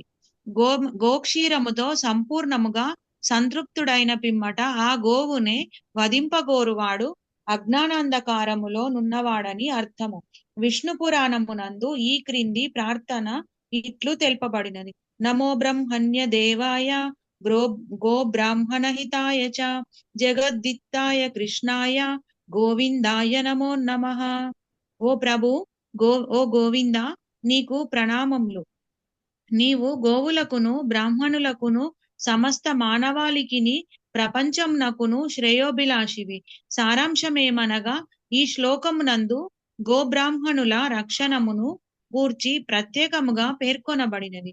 బ్రాహ్మణులు ఆధ్యాత్మిక విద్యకు మరియు గోక్షీరములు అమూల్యమైన ఆహారమునకు చిహ్నములు కనుక ఈ ఇరువురు జీవులకు అనగా గోబ్రాహ్మణులకు తప్పక రక్షణ కలిగింపవలెను. అది ఏ నాగరికత యొక్క నిజమైన పురోగతి అయి ఉన్నది. కానీ నేటి వర్తమాన మానవ సమాజమునందు ఆధ్యాత్మిక జ్ఞానము నిరసించబడుచున్నది, గోవధ ప్రోత్సహింపబడుచున్నది. కనుకనే మానవ సమాజము తప్పు మార్గాన పురోగమించుచు తమ వినాశనమునకు మార్గమును సుగమము చేసుకొనుచున్నదని అవగతము చేసుకొనవలెను. జనులను తమ తదుపరి జన్మలలో జంతువులగుటకు ప్రోత్సహించు నాగరికత ఎన్నడూను నిజమైన మానవ నాగరికత కాజాలదు. నేటి మానవ నాగరికత పూర్తిగా రజస్తమో గుణములచే పెట్టబడుచున్నది. ఇది మిక్కిలి ప్రమాదకరమైనందున మానవాళిని ఈ గొప్ప ప్రమాదం నుండి రక్షించుటకు సమస్త దేశములు కృష్ణ చైతన్యమును సులభ విధానమును వారికి అందించుటకై శ్రద్ధ వహింపవలెను. జై. Thank you Mataji. Hare Krishna. Hare Krishna. So ఇప్పుడు మనము చెప్పుకున్నాం కదా, జంతువుల్ని సంహరించడం మన ఒక ఇంద్రియ తృప్తి కోసం కరెక్ట్ కాదని. దానిలో అన్నిటికంటే కూడా చాలా ఘోరమైనది ఏంటంటే గోవధ. గోవధ అసలు చాలా చాలా పాపకరమైంది. అయితే గోవులు మనకి చక్కగా పాలిస్తాయి, మనకి ఎంతో ఆనందాన్ని కలిగిస్తున్నాయి కదా.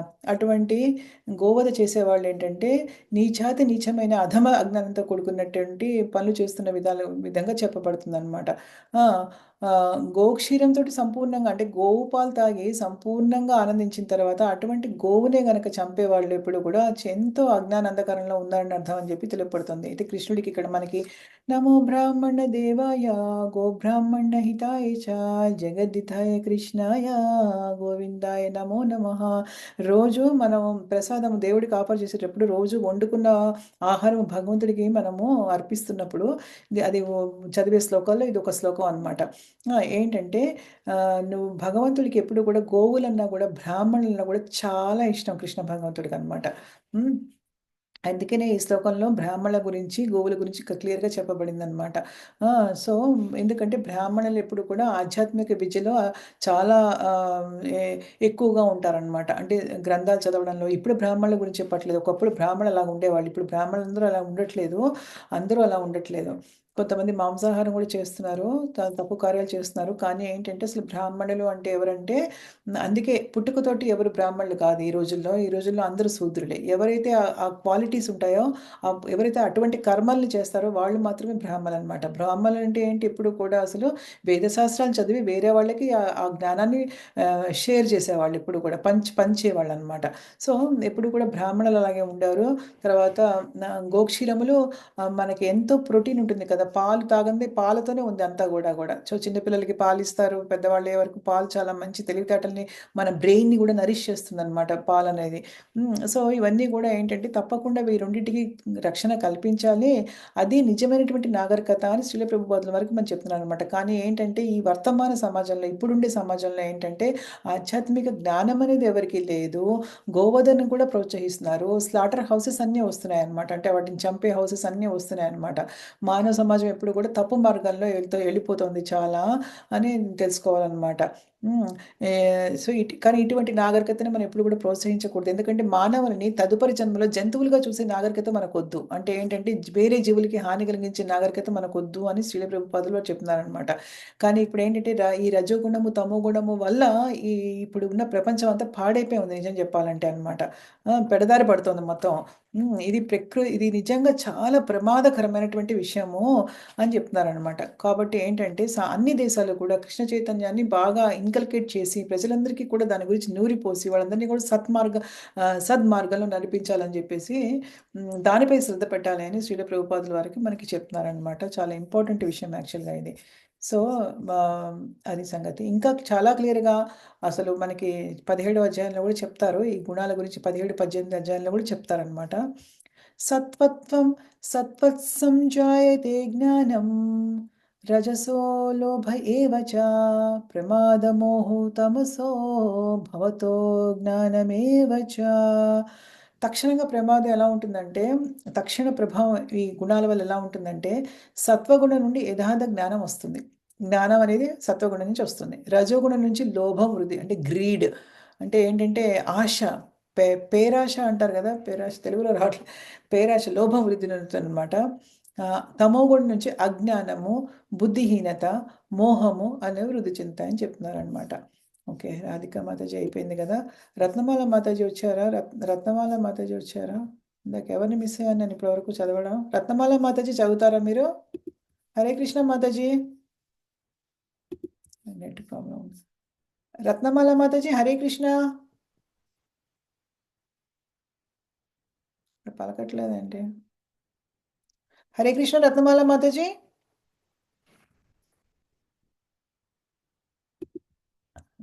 నెట్ పని చేస్తుందో లేదో తెలియట్లేదు.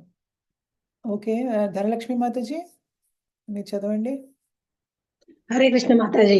హరే కృష్ణ చదవండి. ఓకే మాత చదువుతాం. సత్వత్సం, అది సత్వత్సం. తత్తచ్చ జాయతే జ్ఞానం రజసో లోభ ఏవ చ ప్రమోద మోహౌ తమసో భవతో జ్ఞానమేవ చ. అనువాదము: సత్వగుణము నుండి యథార్థ జ్ఞానము వృద్ధి నొందును, రజోగుణము నుండి లోభము వృద్ధి నొందును, తమోగుణము నుండి అజ్ఞానము, బుద్ధిహీనత, మోహము యనునవి వృద్ధి నొందుచున్నవి. భాష్యము: నేటి ఆధునిక నాగరికత జీవుల నిజ స్వభావమునకు అనుకూలము కానందున కృష్ణ చైతన్యము ఆదేశింపబడుచున్నది. కృష్ణ చైతన్యము ద్వారా సమాజము సత్వగుణమును పెంపొందించుకొనును. ఆ విధముగా సత్వగుణము అభివృద్ధి చెందినప్పుడు ప్రజల వాస్తవ దృష్టిని పెంపొందించుకొని విషయములను యథాతథముగా ఎరగగలుగుదురు. తమో గుణమునందు జనులు పశుప్రాయులై దేనిని కూడా స్పష్టముగా అవగాహన చేసుకొనజాలరు. ఉదాహరణకు, ఒక జంతువును వధించుట ద్వారా తరువాత జన్మలో ఆ జంతువు చేతనే తాము వధింపబడవలసి వచ్చునని తమో గుణమునందు జనులు ఎరగజాలరు. వాస్తవ జ్ఞానమును బోధించు విద్యలేని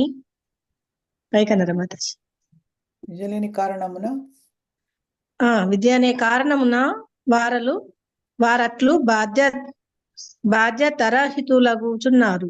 ఈ బాధ్యతారహితులు అగుచున్నారు. బాధ్యతారహితులగుచున్నారు. ఈ బాధ్యతారాహిత్యమును నివారించుటకు సామాన్య జనులలో సత్వ గుణాభివృద్ధి కొరకు విద్య తప్పనిసరగును. సత్వగుణమునందు నిజముగా విద్యావంతులైనప్పుడు వారు స్థిరబుద్ధి గలవారై యథార్థ జ్ఞానమును సంపాదించగలుగుదురు. అప్పుడు వారు శాంతి సౌభాగ్యములతో విలసిల్లగలుగుదురు. ప్రపంచములోని జనులు అధిక భాగము అట్టి శాంతి సౌభాగ్యములను పొందలేకున్నను జనులలో కొద్ది శాతమైనను కృష్ణ చైతన్యమును వృద్ధి చేసుకొని సత్వగుణమునందు నిలిచినచో ప్రపంచము నందంతటను శాంతి సౌభాగ్యములకు అవకాశం ఏర్పడును. అట్లుగాక ప్రపంచము రజస్తమో గుణములనే ఆశ్రయించినచో శాంతి సౌభాగ్యములకు ఏ మాత్రము ఆస్కారం ఉండదు. రజోగుణమునందు జనులు లోబులగుదురు. వారి ఇంద్రియ భోగవాంఛకు పరిమితి ఉండదు. ఒకనికి ఇంద్రియ తృప్తికై తగినంత ధనము, సమస్త సంపదలున్నను అతడు సుఖశాంతులను కలిగి ఉండునట్లుగా మనము చూచుచుందుము. అతడు రజోగుణము నందు నిలిచియుండుట చేతనే అది ఎన్నటికీ సాధ్యము కాదు. ఎవరైనను ఆనందమును వాంఛించినచో వారికి ధనము ఏ విధముగాను తోడ్పడదు. ఆనందమును వాంఛించినచో అతడు కృష్ణ చైతన్యమును అభ్యసిస్తూ సత్వగుణమునకు ఉద్ధరించుకొనవలెను. ఒకడు రజోగుణమునందు నిలిచియున్నప్పుడు అతడు మానసిక అశాంతితో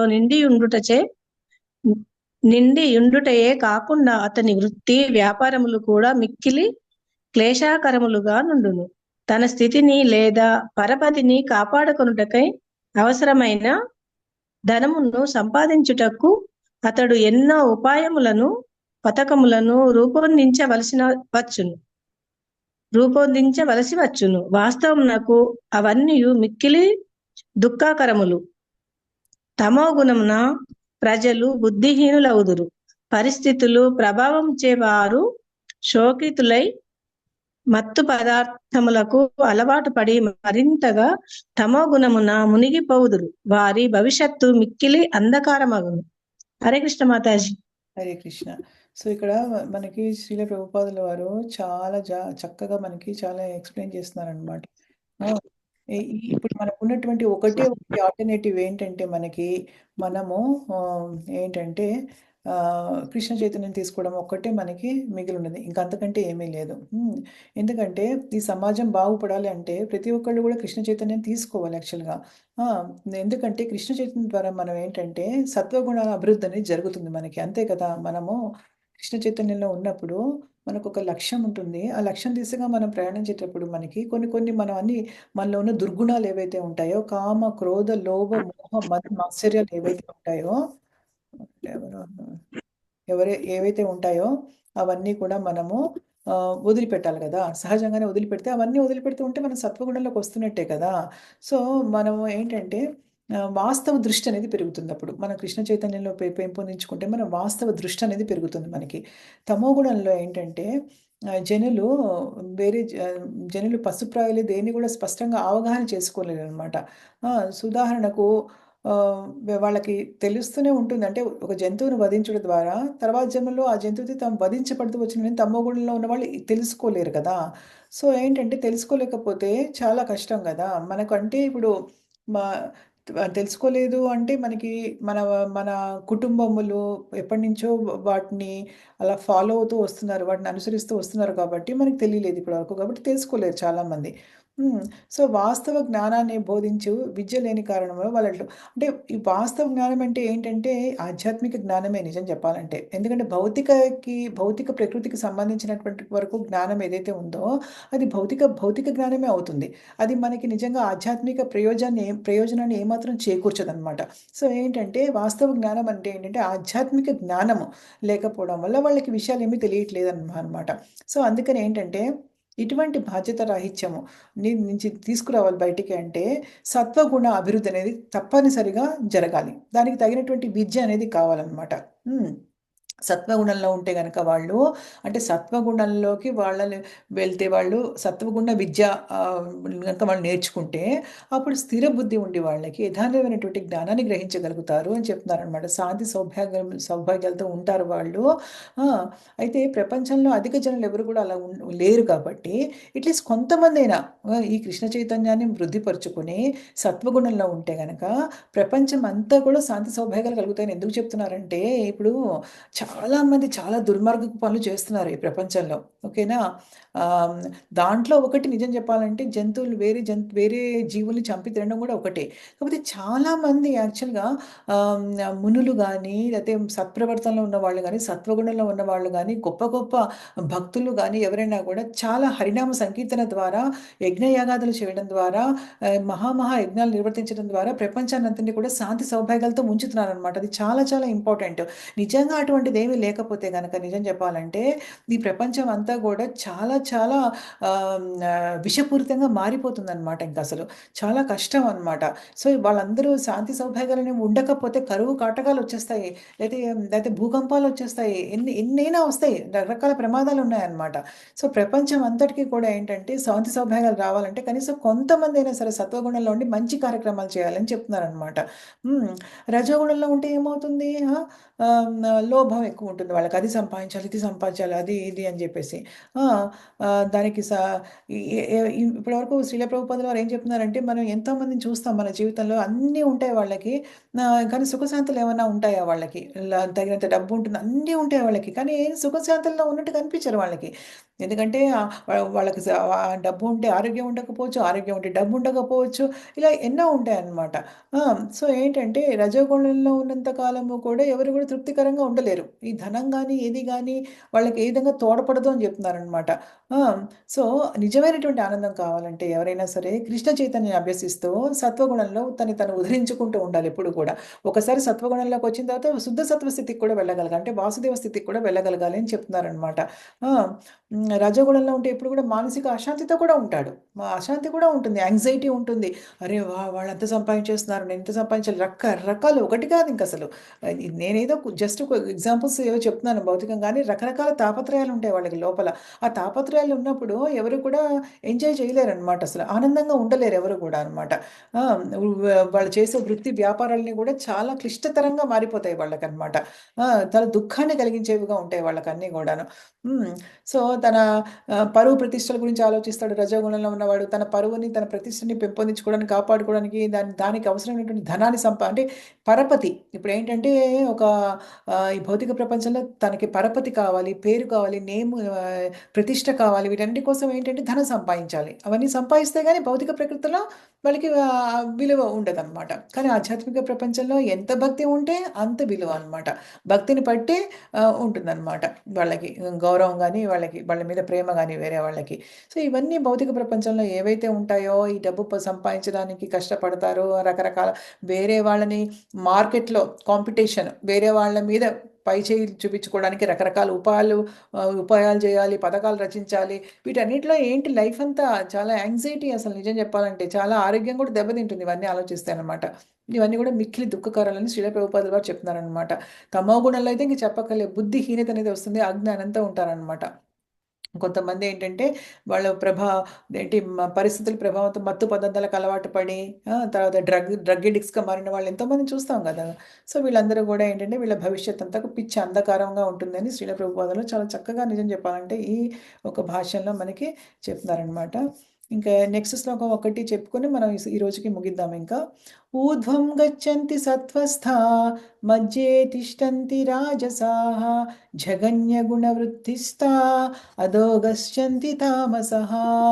రత్నమాల మాతాజీ మీకు పని చేస్తుందా? ఆవిడ పాపం జాయిన్ అవుతున్నారు, మళ్ళీ ఏమో మళ్ళీ మళ్ళీ రాలేదు ఆవిడది. రత్నమాల మాతాజీ మళ్ళీ మళ్ళీ వెళ్ళిపోయారు ఆవిడ.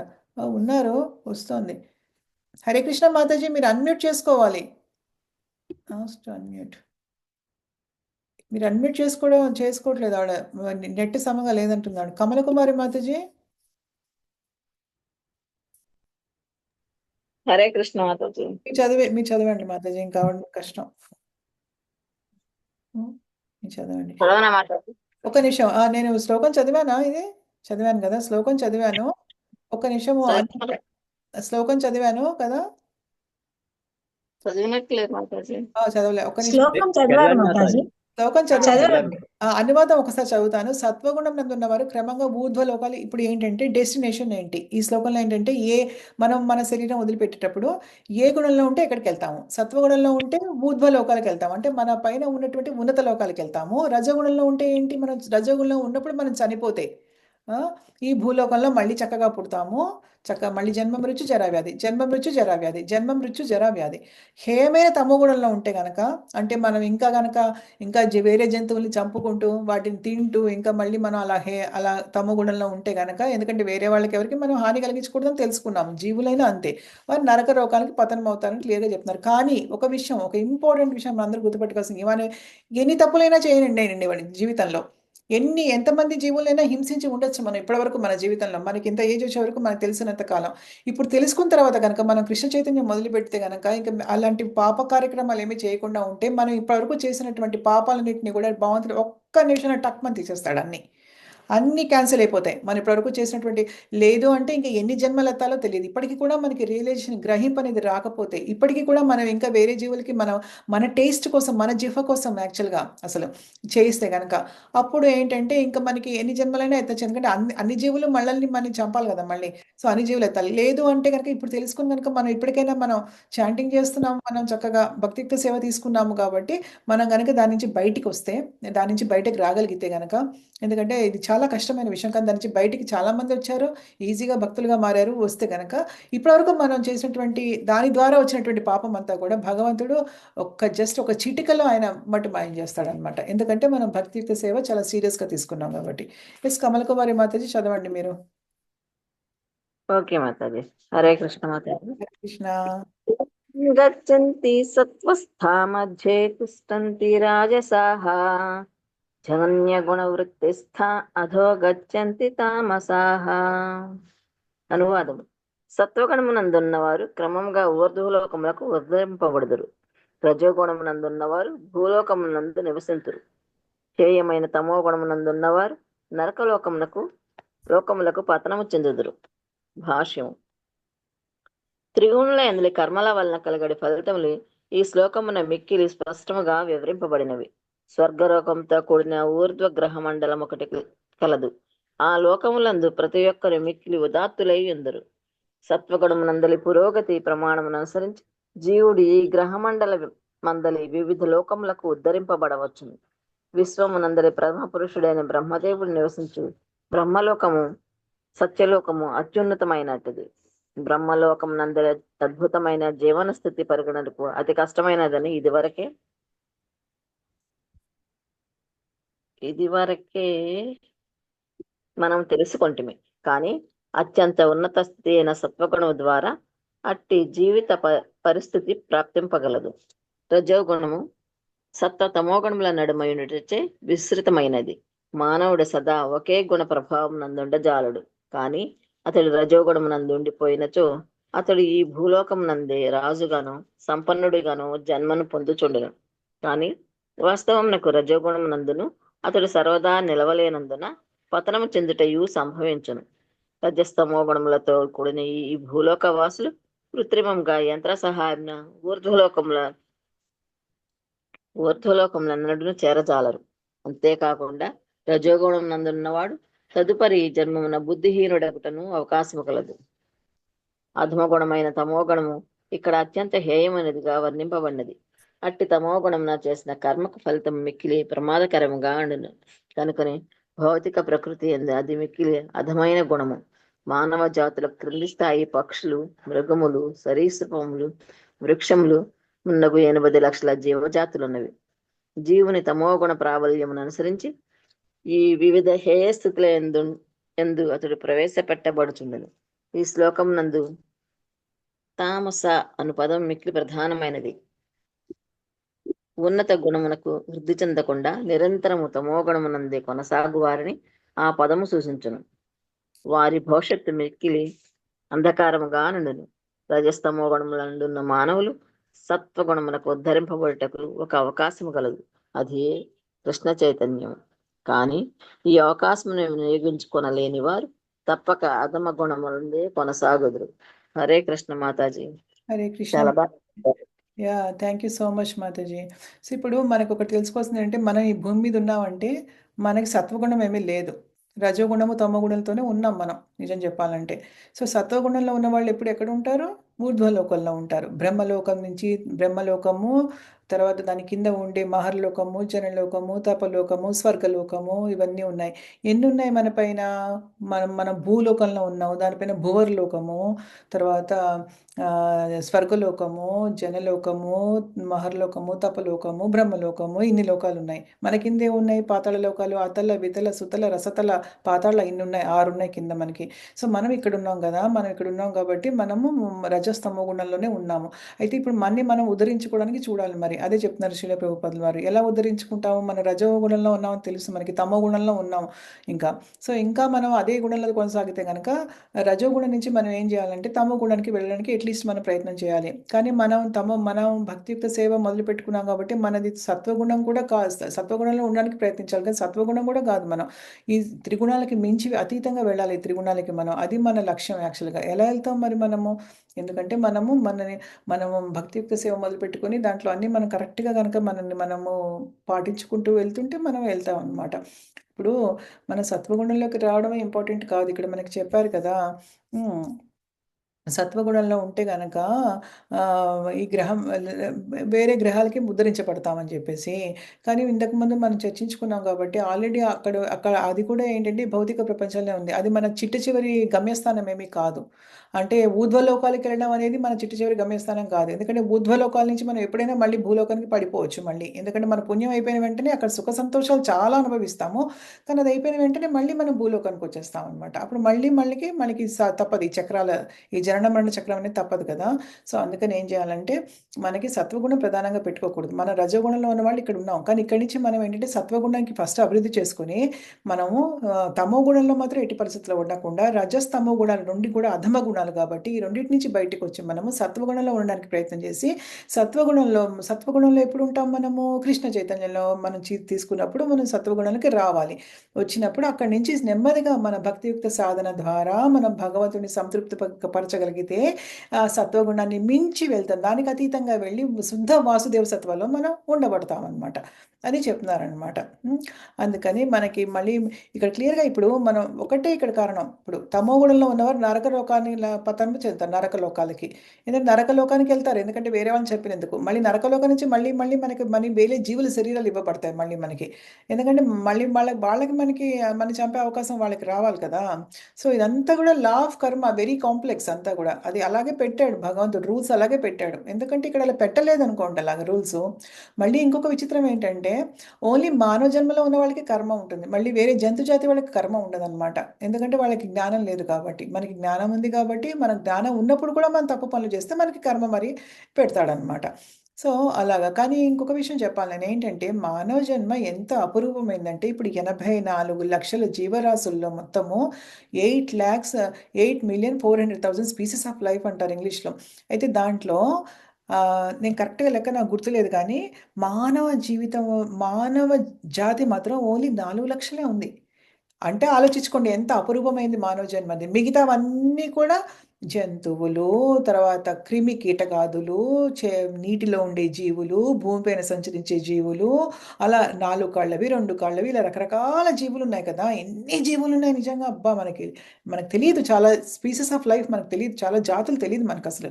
కానీ మానవులున్నది మాత్రం 8 దాంట్లో 4,00,000 మాత్రమే అన్నమాట. మిగతావన్నీ వేరే జీవులే అన్నమాట. చాలా ఉన్నాయి వేరే జీవులన్నీ గూడా. సో, అందుకని ఆహ్, అందుకని మనకి ఇంత తక్కువలో మనం గూడా ఒక మానవ జన్మలో ఉన్నామంటే, మనం ఎంత అదృష్టవంతులమో ఆలోచించుకోవాలి. సో, ఈ జన్మనేంటంటే సద్వినియోగం చేసుకోవాలెప్పుడు. అది చాలా ఇంపార్టెంట్ అన్నమాట.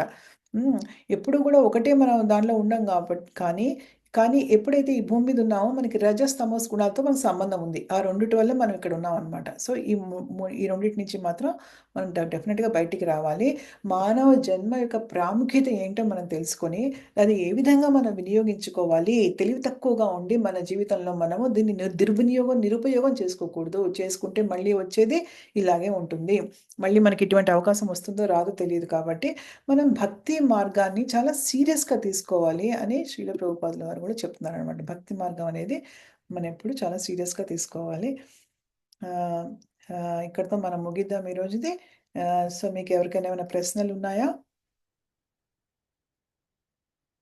ఏమైనా ప్రశ్నలుంటే అడగొచ్చు మీరు.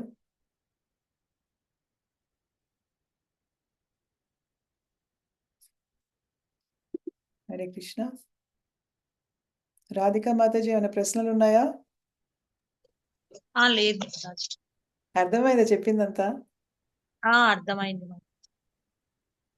ధనలక్ష్మి మాతాజీ మీకేమైనా ప్రశ్నలున్నాయా? ఏం లేవు మాతాజీ. అర్థమైందా చెప్పిందంతా అర్థమవుతుందా? అర్థమవుతుంది. లక్ష్మీ మాతాజీ మీకేమైనా ప్రశ్నలున్నాయా? ఫస్ట్ ఒక డౌట్ ఉంది మాతాజీ. చెప్పండి. అది ఈ లాస్ట్ శ్లోకంలో క్లియర్ అయింది మాతాజీ. అది అయిపోయిందా? ఫస్ట్ ఏం డౌట్ వచ్చిందంటే మీరు మానవ జన్మలో చేసిన వాటి ఇక్కడ ఉన్న లోకాల్లోనే భౌతిక ప్రపంచంలో ఉన్న లోకాలకే వెళ్తారు అని చెప్పారు ఫస్ట్ స్టార్టింగ్. ఆ భౌతిక ప్రపంచంలో ఉన్న లోకాలు ఏంటి అనేది అర్థం కాలేదు. ఈ లాస్ట్ లో అర్థమైంది ఏంటంటే బ్రహ్మలోకం, ఇంకా అతలోకం ఇవన్నీ చెప్పారు కదా. అది పాతాళ లోకాలు, బ్రహ్మలోకము, జనలోకము, తపలోకము, మహర్లోకము, స్వర్గలోకము, భువర్లోకము ఇవి మన పైన ఉన్నాయన్నమాట. ఆ పై ఆ లోకాలకే మనం పరిమితం అవుతాం అనుకుంటున్నాను నేను, అంతేనా?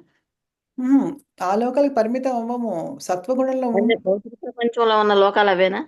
భౌతిక ప్రపంచంలో ఉన్నవి అవి. అదే దానికి వెళ్ళాలని లక్ష్యం పెట్టుకోకూడదు మనం. ఎందుకంటే అక్కడ అది కూడా భౌతిక ప్రపంచంలో ఎక్కడున్నా కూడా అశాశ్వతమైనది అనమాట మన జీవితం. శాశ్వతమైన దానికి వెళ్ళాలి ఎప్పుడు. శాశ్వతమైందంటే దాని పైన ఉంది ఆధ్యాత్మిక ప్రపంచం అనమాట. మూడు భాగాలు ఉన్నాయి. ఒకటి ఏంటంటే ఊర్ధ్వలోకాలు అంటే పై లోకాలు, ఉన్నత లోకాలు. ఓకేనా? అవి ఉన్నాయి. మధ్యలో మనం ఉన్నాము. మధ్య లోకాలు అంటే మనము. మన కింద పాతాళ లోకాలు ఉన్నాయి. ఇదంతా కూడా కలిపి ఒక బ్రహ్మాండం. ఓకేనా? ఇటువంటి బ్రహ్మాండాలు చాలా ఉంటాయి కోట్ల కొలది. అన్నిటికంటే మన బ్రహ్మాండం చిన్నదిట. ఇదంతా కలిపి ఒక విశ్వమా? విశ్వం. ఒక విశ్వం. ఓకేనా? ఉన్నత లోకాలు, మధ్య లోకాలు, పాతాళ లోకాలు కలిపి ఒక విశ్వం. ఓకేనా? విశ్వం అంతా కూడా భౌతిక ప్రపంచమే. సో విశ్వాన్ని దాటి వెళ్ళాలి బయటికి. వెళ్తే అప్పుడు ఒక విరజా రివర్ అని వస్తుంది. విరజా రివర్ అంటే విరజా నది. అది ఏంటంటే ఆధ్యాత్మిక ప్రపంచానికి, భౌతిక ప్రపంచానికి మధ్య వారధి లాంటిది అనమాట. వారధి. సో దాన్ని దాటి వెళ్ళాలి మనం. వెళ్తే అప్పుడు నిజమైనటువంటి ఆధ్యాత్మిక లోకాలన్నీ వస్తాయి మనకి.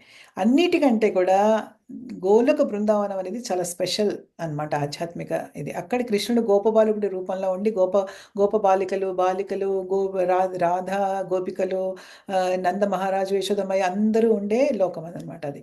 మిగతా ఉంటాయి ఇంకా ద్వారక ఉంటుంది, మధుర ఉంటుంది, అవన్నీ ఉంటాయి. కృష్ణుడిని ఎవరైతే ఐశ్వర్య భావంతో ఆకర్షితులవుతారో వాళ్ళందరూ దానికెళ్తారు.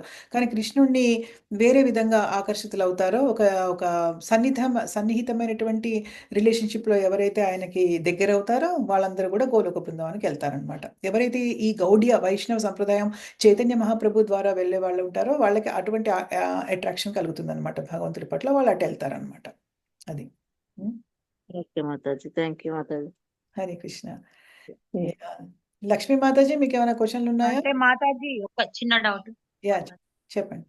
అంటే ఇప్పుడు మనం శుద్ధ భక్తితో ప్రశాంతంగా ఉన్నప్పుడే విశ్వం దాటి విరజా నది వరకు వెళ్ళగలుగుతామా ఎట్లా? మనం మనం సత్వగుణంలో 3 గుణాలున్నాయి కదా భౌతిక ప్రకృతిలో. అయితే ఓకే. సత్వగుణంలో ఉంటే విరజా నది కింద ఉండే లోకాల్లోకి వెళ్ళగలుగుతాం. అంటే ఈ భౌతిక ప్రపంచంలోనే ఉన్నాయి అవి. విరజా నది దాటితే నిజమైనటువంటి ఆధ్యాత్మిక ప్రపంచం అది. సత్వగుణంలో ఉంటే మనం ఎక్కడి వరకు వెళ్ళగలుగుతాం? ఓన్లీ బ్రహ్మలోకం వరకే వెళ్ళగలుగుతాం. బ్రహ్మలోకం కూడా ఈ భౌతిక ప్రపంచంలోనే ఉంది. ఓకేనా? కానీ బ్రహ్మలోకానికి మనం వెళ్ళినా కూడా మనకి ప్రాబ్లమ్ ఏంటంటే అక్కడ ఉన్నన్నాళ్ళు ఎంజాయ్ చేస్తాము. కానీ మన పుణ్యం అయిపోగానే మళ్ళీ భూమిలోకి పడిపోతాం మళ్ళీ. భూమి మీదకొచ్చేయాలి మళ్ళీ. కానీ ఎప్పుడైతే మనం భక్తియుక్త శుద్ధ అన్నాం గదా! మీరన్నారు శుద్ధ అని. సత్వగుణాన్ని మించి ఓకే. ఉంటుంది ఒక గుణం అది. ఈ 3 గుణాలు ఏవైతే సత్వ, రజస్, తమో గుణాలను మించి ఒక గుణం ఉంది. అదేంటి? అది శుద్ధ సత్వ. ఆ శుద్ధ సత్వ గుణంలోకి మనం ఎంటర్ అయినప్పుడు అంటే ఈ 3 గుణాలకి అతీతంగా మనం వెళ్ళగలిగినప్పుడు అప్పుడు మనం ఆధ్యాత్మిక ప్రపంచానికి డైరెక్ట్‌గా వెళ్తాము. మళ్ళీ ఒకసారి అక్కడికెళ్తే గనక మళ్ళీ ఈ భూ ప్రపంచంలో మనం జన్మ తీసుకోవాల్సిన అవసరమే లేదు. అక్కడ చక్కగా మన ఆధ్యాత్మిక శరీరంతోటి ఆనందంగా ఉంటాయి. అక్కడ కూడా కుటుంబాలుంటాయి. అక్కడ కూడా ఫ్యామిలీస్ ఉంటాయి. కానీ ఏంటంటే అందరికి పర్మనెంట్ పొజిషన్స్ అక్కడ. ఇక్కట్లా కాదనమాట. ఈరోజు నేను ఒకళ్ళకి భార్య అయితే నెక్స్ట్ జన్మలో ఇంకొకళ్ళకి భార్యనవుతాను. లేదంటే నెక్స్ట్ జన్మలో నేను మగవాడినవుతాను. లేదంటే ఇంకొకళ్ళకి కొడుకునవుతాను. ఇంకొకళ్ళకి ఇంకోటవుతాను. కానీ అలా మారుతూ ఉంటాయి మన జన్మలిక్కడ. జంతు జన్మకెళ్ళిపోతూ ఉంటాం. లేకపోతే ఇంకో జన్మకి. కానీ అక్కడేంటంటే మనకొక శాశ్వతమైనటువంటి ఒక పొజిషన్ ఉంటుంది. ఎవరికో తల్లో, ఎవరికో భార్యో, ఎవరికో పిల్లలు అయితే మనమే మగళం అలా ఉంటుందక్కడ. అది పొజిషన్ మాత్రం ఇంకా ఎప్పటికీ మారదనమాట అది. అలా మనం అందరం కలిసి కుటుంబంతో సహా భగవంతుడి సేవ చేసుకుంటూ ఉంటాం ఆధ్యాత్మిక ప్రపంచంలో అనమాట. దానికి కావాల్సింది ఏంటంటే శుద్ధ సత్వ. అంటే ఏంటంటే మామూలు సత్వగుణం కూడా కాదు. దాన్ని మించి వెళ్ళాలనమాట. అది. ఎందుకంటే ఇక్కడ సత్వగుణంలో ఉన్న కొంచెం వేరే గుణాలు ప్రభావితం చేస్తూ ఉంటాయి. భౌతిక ప్రపంచం తీరే అంత ఉంటుందనమాట. ఓకేనా? పైగా ఇంకా సత్వగుణంలో ఉంటే మన ఊర్ధ్వలోకాలకు వెళ్ళగలుగుతాం. కానీ ఊర్ధ్వలోకాలు, మధ్యలోకాలు, పాతాళ లోకాలు అన్నీ ఇక్కడే ఉన్నాయి. దాన్ని ఇందాక కమలకుమారి మాతాజీ గారికి చెప్పినట్టు నేను దాన్ని విశ్వం అంటారు. బ్రహ్మాండం అంటారనమాట. అలాంటి బ్రహ్మాండాలు చాలా ఉంటాయి. ఇంకో బ్రహ్మాండం ఇంకో కోట్ల కొలది బ్రహ్మాండాలున్నాయి. దాంట్లో కోట్ల మంది జనాలున్నారు అందరూ. అన్ని జీవులున్నారు వేరే జీవులు అక్కడ కూడా. కానీ మన లక్ష్యం ఏంటంటే ఊర్ధ్వలోకాలకు వెళ్ళడం కాదు కాబట్టి ఆధ్యాత్మిక ప్రపంచంకి వెళ్ళడం. విరజా నది దాటి వెళ్ళిపోవాలి మనం. వెళ్ళామంటే ఇక జీవిత మనం రాం. అనంతం మాతాజీ, ఆ? అక్కడ జీవితకాలం అనంతమా ఆధ్యాత్మిక ప్రపంచంలో? ప్రపంచంలో ఇంకా అనంతం ఇంకా జీవితకాలం మనకి అసలు ఒక ఆత్మకి ఒక చావంటూ లేదు. 100 సంవత్సరాలు, 200 సంవత్సరాలు అలా ఏం లేదు, ఇక ఉండదు. ఏది లేదు. ఎందుకంటే ఆత్మకి ఆత్మకి చావనేది లేదు, పుట్టుకనేది లేదు, ఓల్డేజ్ అనే ముసలితనం లేదు, వ్యాధి లేదు, ఏది లేదు కదా! ఆత్మ నిత్య యవ్వనంగా భగవంతుడిలా ఉంటుంది. దానికొక ఆధ్యాత్మిక స్వరూపం ఉంటుందనమాట. సో, ఆధ్యాత్మిక రూపం ఉంటుంది. దాంట్లో రక్తము, మాంసం, ఎముకలు ఉండదు. పంచ ఉపనిషత్స్ అని దాంతో చేయబడుతుందది. అది మంచి సుగంధంగా ఉంటుందనమాట అసలది. సో, దానికి ఇంకా చావనే లేదు. మనం ఇంకా అక్కడ పర్మనెంట్ ఇంక మనం. ఇంక చావనేది లేదు. ఆత్మకి చావనే లేదు. ఎప్పుడైతే ఆత్మ కోరికలతో దహించుకుపోతూ ఉండి ఇక్కడ ఉంటుందో దానికి ఒక శరీరం ఇవ్వబడుతుంది. భగవంతుడు ఇస్తాడు. దాని నుంచి బయటికొచ్చిన తర్వాత మనకి మళ్ళీ ఈ శరీరం ఉండదింకా. ఆధ్యాత్మిక ప్రపంచంలో మనం పర్మనెంట్ జీవులం అక్కడ. భగవంతుడి అంశగా చాలా ఆనందంగా ఉంటాం. ఆత్మ అంటే ఆనందమయోభ్యాసాత్. ఆనందంగా ఉండేది ఆత్మ. భగవంతుడితో ఉన్నంత కాలం ఆనందంగా ఉంటుంది. అర్థమైందా మీకు? Radhika mataji? Yeah! Mataji. Okay. Thank you mataji. మీ క్వెషన్‌కి ఆన్సర్ అయింది కదా? ఓకే. ఓకే మాతాజీ, అయింది. హరే కృష్ణ మాతాజీ. హరే కృష్ణ మాతాజీ. ఏమైనా క్వెషన్లు ఉన్నాయా లక్ష్మీ? మాతాజీ, చాంటింగ్ చేసేటప్పుడు ఇప్పుడు ఒక 5 రౌండ్లు అయిపోయింది అనుకోండి మాతాజీ, ఎవరన్నా వస్తారు, 6వ రౌండ్ చేస్తున్నాం కదా, మళ్ళీ 6వ రౌండ్ మధ్యలో ఆపేస్తాం కదా మాతాజీ, మళ్ళీ ఫస్ట్ నుంచి కంటిన్యూ చేయాలా? చేయాలి. అట్లా చేయవచ్చా? మళ్ళీ ఫస్ట్ నుంచి 6వ రౌండ్ మళ్ళీ ఫస్ట్ నుంచి కంటిన్యూ చేసుకోవాలి. సేమ్ డౌట్ ఉంది మాతాజీ. అంటే ఫోన్స్ వచ్చినా ఎవరైనా వచ్చినా అదే ఆపొచ్చా అని డౌట్ సేమ్ నాకు కూడా ఉంది మాతాజీ. అవునవును. నిజం చెప్పాలంటే ఆపకూడదు. అంటే ఆపాలి మరి ఎవరైనా వస్తే ఆపాలి కదా! తప్పదు కదా! సో, అప్పుడేంటంటే ఇక దాన్ని మధ్యలో ఆపేస్తున్నాం కాబట్టి దాన్ని అలాగే పెట్టుకోవడం కష్టం కాబట్టి దాన్ని దాన్ని ఇంక అక్కడితో వదిలిపెట్టేసి ఇంకా మళ్ళీ కొత్తగా ఫ్రెష్‌గా స్టార్ట్ చేసుకోవాలి రౌండ్ అంతే ఇంకా. హ్మ్. సగం సగం చేయడానికి లేదలాగా. దాన్ని మళ్ళీ ఏముంది ఇంకొకసారి ప్రతి రౌండ్ కూడా మాతాజీ ఆ! జై శ్రీకృష్ణ చెప్పుకోవాలి కదా ప్రతి రౌండ్కి. ప్రతి రౌండ్‌కి చెప్పకూడదు. ప్రతి ఫస్ట్‌లో ఒక్కసారి చెప్తే చాలు నిజం చెప్పాలంటే. కానీ చాలామంది భక్తులు ప్రతి 4 రౌండ్‌లకి చెప్తారనమాట. 4 రౌండ్స్ అవ్వంగానే చెప్తూ ఉంటారు. లేదు లేదు. ప్రతి రౌండ్‌కి చెప్తారు. ప్రతి రౌండ్‌కి చెప్తారు. మనము ప్రతి రౌండ్‌కి జై శ్రీకృష్ణ చైతన్య ప్రభు నిత్యానంద శ్రీ అద్వైత గదాధర శ్రీవాసాది గౌర భక్త బృందం నాకు కూడా చెప్పుకోవడం అలవాటైపోయింది. కానీ నిజం చెప్పాలంటే ఫస్ట్ చెప్తే చాలసలు. ఫస్ట్ ఒకసారి చెప్పుకుంటే చాలు. కానీ నాకు కూడా అలవాటైపోయింది అది. ఎందుకంటే ఎవరైనా చెప్తే వింటాము. అలాగే అనుకుని చేసేస్తూ ఉంటాం కదా! సో, అలవాటైపోయింది. చేస్తే తప్పేమీ లేదు. మనకు అలవాటైపోతే నేను ప్రతి రౌండ్కి చెప్తాను మాతాజీ, నాకు అదే అలవాటు అయిపోయింది. చెప్పుకుంటే సరిపోద్దా మాతాజీ? ఏంటమ్మా? ఏంటి? మనం రౌండ్ స్టార్ట్ చేస్తాం కదా, స్టార్ట్ చేసినప్పుడును లాస్ట్ రౌండ్ అయిపోద్ది కదా, అప్పుడు చెప్పుకుంటే సరిపోద్ది. ఇప్పుడు ప్రేయరు అవును. అలా అవును. అయినా చేసుకోవచ్చుగా? అవును. అవును. అప్పుడే. మొదట చెప్పాలి. డెఫినిట్‌గా మొదట ఏం చెప్పాలంటే ఫస్ట్ నేనేం చెప్తా అంటే మా గురువుగారి పేరు చెప్తాను ఫస్ట్. తర్వాత శ్రీల ప్రభుపాద నమో ఓం విష్ణుపాదాయ కృష్ణ పృష్ఠాయ భూతలే శ్రీమతి శ్రీ రోమపాద స్వామిని ఇతి నామినే నా గురువు చెప్పుకుంటాను. మీరు ఇంకా గురు షెల్టర్ ఆశ్రయం తీసుకోలేదు కాబట్టి నమో ఓం విష్ణుపాదాయ కృష్ణ పృష్ఠాయ భూతలే శ్రీమతి భక్తి వేదాంత స్వామిని ఇతి నామిని నమస్తే సరస్వతి దేవే గౌరవాణి ప్రచారిణే నిర్విశేష శూన్యవాది పాశ్చాత్య దేశతారిణే జై శ్రీకృష్ణ చైతన్య ప్రభు నిత్యానంద శ్రీ అద్వైత గదాధర శ్రీవాసది గౌర భక్త బృంద ఈ 3 చెప్పుకున్న తర్వాత స్టార్ట్ చేయాలి. మీరు చెప్తున్నారా ఈ 3 చెప్పాలి. నేను పంపిస్తాను. చెప్తున్నాం మాతాజీ. జై శ్రీకృష్ణ అంటే లేదు రోజు చెప్పాలి. ఇది చెప్పాలి మీరు. ప్రేయర్ చెప్పుకుంటాం కానీ లేదు ఇది చెప్పాలి. నేను పంపిస్తాను గ్రూప్‌లో. తెలుగులో నాకు ఇది ఎక్కడ దొరుకుతలేదు. కమలా మాతాజీ మీకు దొరికితే తెలుగులో చెప్పండి. ఈ 3 శ్లోకాలైతే చెప్పాలి. ఫస్ట్ స్టార్టింగ్ అప్పుడు మనస్ఫూర్తిగా మనము కృష్ణుడి పాదపద్మాలు ఒకసారి గుర్తు చేసుకొని ఫస్ట్ నమో ఓం విష్ణుపాదాయ కృష్ణ పృష్ఠాయ భూతలే శ్రీమతి భక్తి వేదాంత స్వామిని శ్రీల ప్రభుపాదుల వారిని తలుచుకోవాలి. అలా 3 శ్లోకాలు చెప్పాలి. సరేనా? నేను చూసి మీకు పంపిస్తాను. అది చెప్పిన తర్వాత ఇంక రెండో శ్లోకం నుంచి మామూలుగా జై శ్రీకృష్ణ చైతన్య ప్రభు నిత్యానంద చెప్తే సరిపోతుంది. అలాగే మాతాజీ. నేను పంపిస్తాను మేము మళ్ళీ. నరసే ప్రభు ఎలా ఉన్నారు? మీకు ఏమైనా ప్రశ్నలు ఉన్నాయా? అర్థమైంది మాట. ఓకే. పద్మజ మాతాజీ రెస్ట్ తీసుకోండి. ప్రభావతి మాతాజీ అందరికీ శ్రీలక్ష్మి హరే కృష్ణ మాతాజీ. హరే కృష్ణ. మీకేమైనా ప్రశ్నలు ఉన్నాయా ప్రభావతి మాతాజీ? మాతాజీ మీకేమైనా ప్రశ్నలు ఉన్నాయా? ఏం లేదు మాతాజీ. మాతాజీ నాది ఒక క్వశ్చన్. చెప్పండి మాతాజీ. పద్మజ అంటే మనం కూర్చోలేకపోయినప్పుడు పడుకొని అలా చేయొచ్చా మాతాజీ? చేయొచ్చు. చాంటింగ్ చేయడానికి ఎటువంటి రూల్స్ లేవు. నేనైతే ఒకసారి నాకు వీపంతా లాగేసింది. ఒకసారి బ్యాక్ పెయిన్ విపరీతంగా వచ్చిందనమాట. కూర్చోలేకపోతున్నాను అసలు. అప్పుడు నిజంగా పడుకున్నాను. పడుకుని ఒక చెయ్యి ఇలా పక్కన పెట్టి చేస్తూనే ఉన్నాను. సో, పడుకుని కూడా చేయొచ్చు. చాంటింగ్‌కి అసలు రూల్స్ ఏమీ లేవు. అదే కదా! అందుకనే చెప్తాను నేను. అంటే మన ఆడవాళ్ళకుండే ఋతుక్రమం అవి కూడా ఎందుకంటే మనము శ్రీల ప్రభుపాదుల వారు ఏం చెప్తారు, నేను చెప్పట్లేదు ఇది. నా సొంత అభిప్రాయం ఒక్కటి కూడా లేదు ఇక్కడ. అన్నీ కూడా ఆచార్యుల దగ్గర నుంచి వచ్చిందే చెప్తాం ఇక్కడ మేము. ప్రభుపాదుల వారు ఏమన్నారంటే, మనం అటువంటి టైంలో మీరు తింటలేదా అని అడిగారు. ఇంకా వేరే పనులు ఏమీ చేసుకోవట్లేదా? అన్ని పనులు చేసుకుంటున్నాం. చాంటింగ్ చేయడానికి ఏముంది అంటారనమాట. సో, అంటే మనకి ఇంకా వేరే ప్రాబ్లమ్స్ ఏమీ లేకుండా ఉంటే, కడుపు నొప్పి లాంటివి ఏమీ లేకుండా ఉంటే భక్తులైతే మామూలుగా చేస్తారు. అయితే ఏంటంటే, ఇది గురువు ఆశ్రయం తీసుకున్నప్పుడు ఇంకా కొంచెం చేయాల్సొస్తుంది. లేదంటే ఇంకా మీ కంఫర్టబిలిటీ బట్టి మీరు చేయొచ్చు. కానీ ఒంట్లో బాలేనప్పుడు ఇలా నడుము నొప్పిగా ఉన్నప్పుడు ఇలా పడుకొని కూడా చేయొచ్చు చాంటింగ్. అసలు మాత్రం ఎటువంటి రూల్స్ లేదు. ఎందుకంటే చాంటింగ్ అనేది మన ఆత్మకి సంబంధించింది. మన శరీరానికి సంబంధించింది కానే కాదు. కృష్ణ చైతన్యం అంటేనే ఆత్మకు సంబంధించింది. ఆధ్యాత్మికత ఉన్నదనమాట.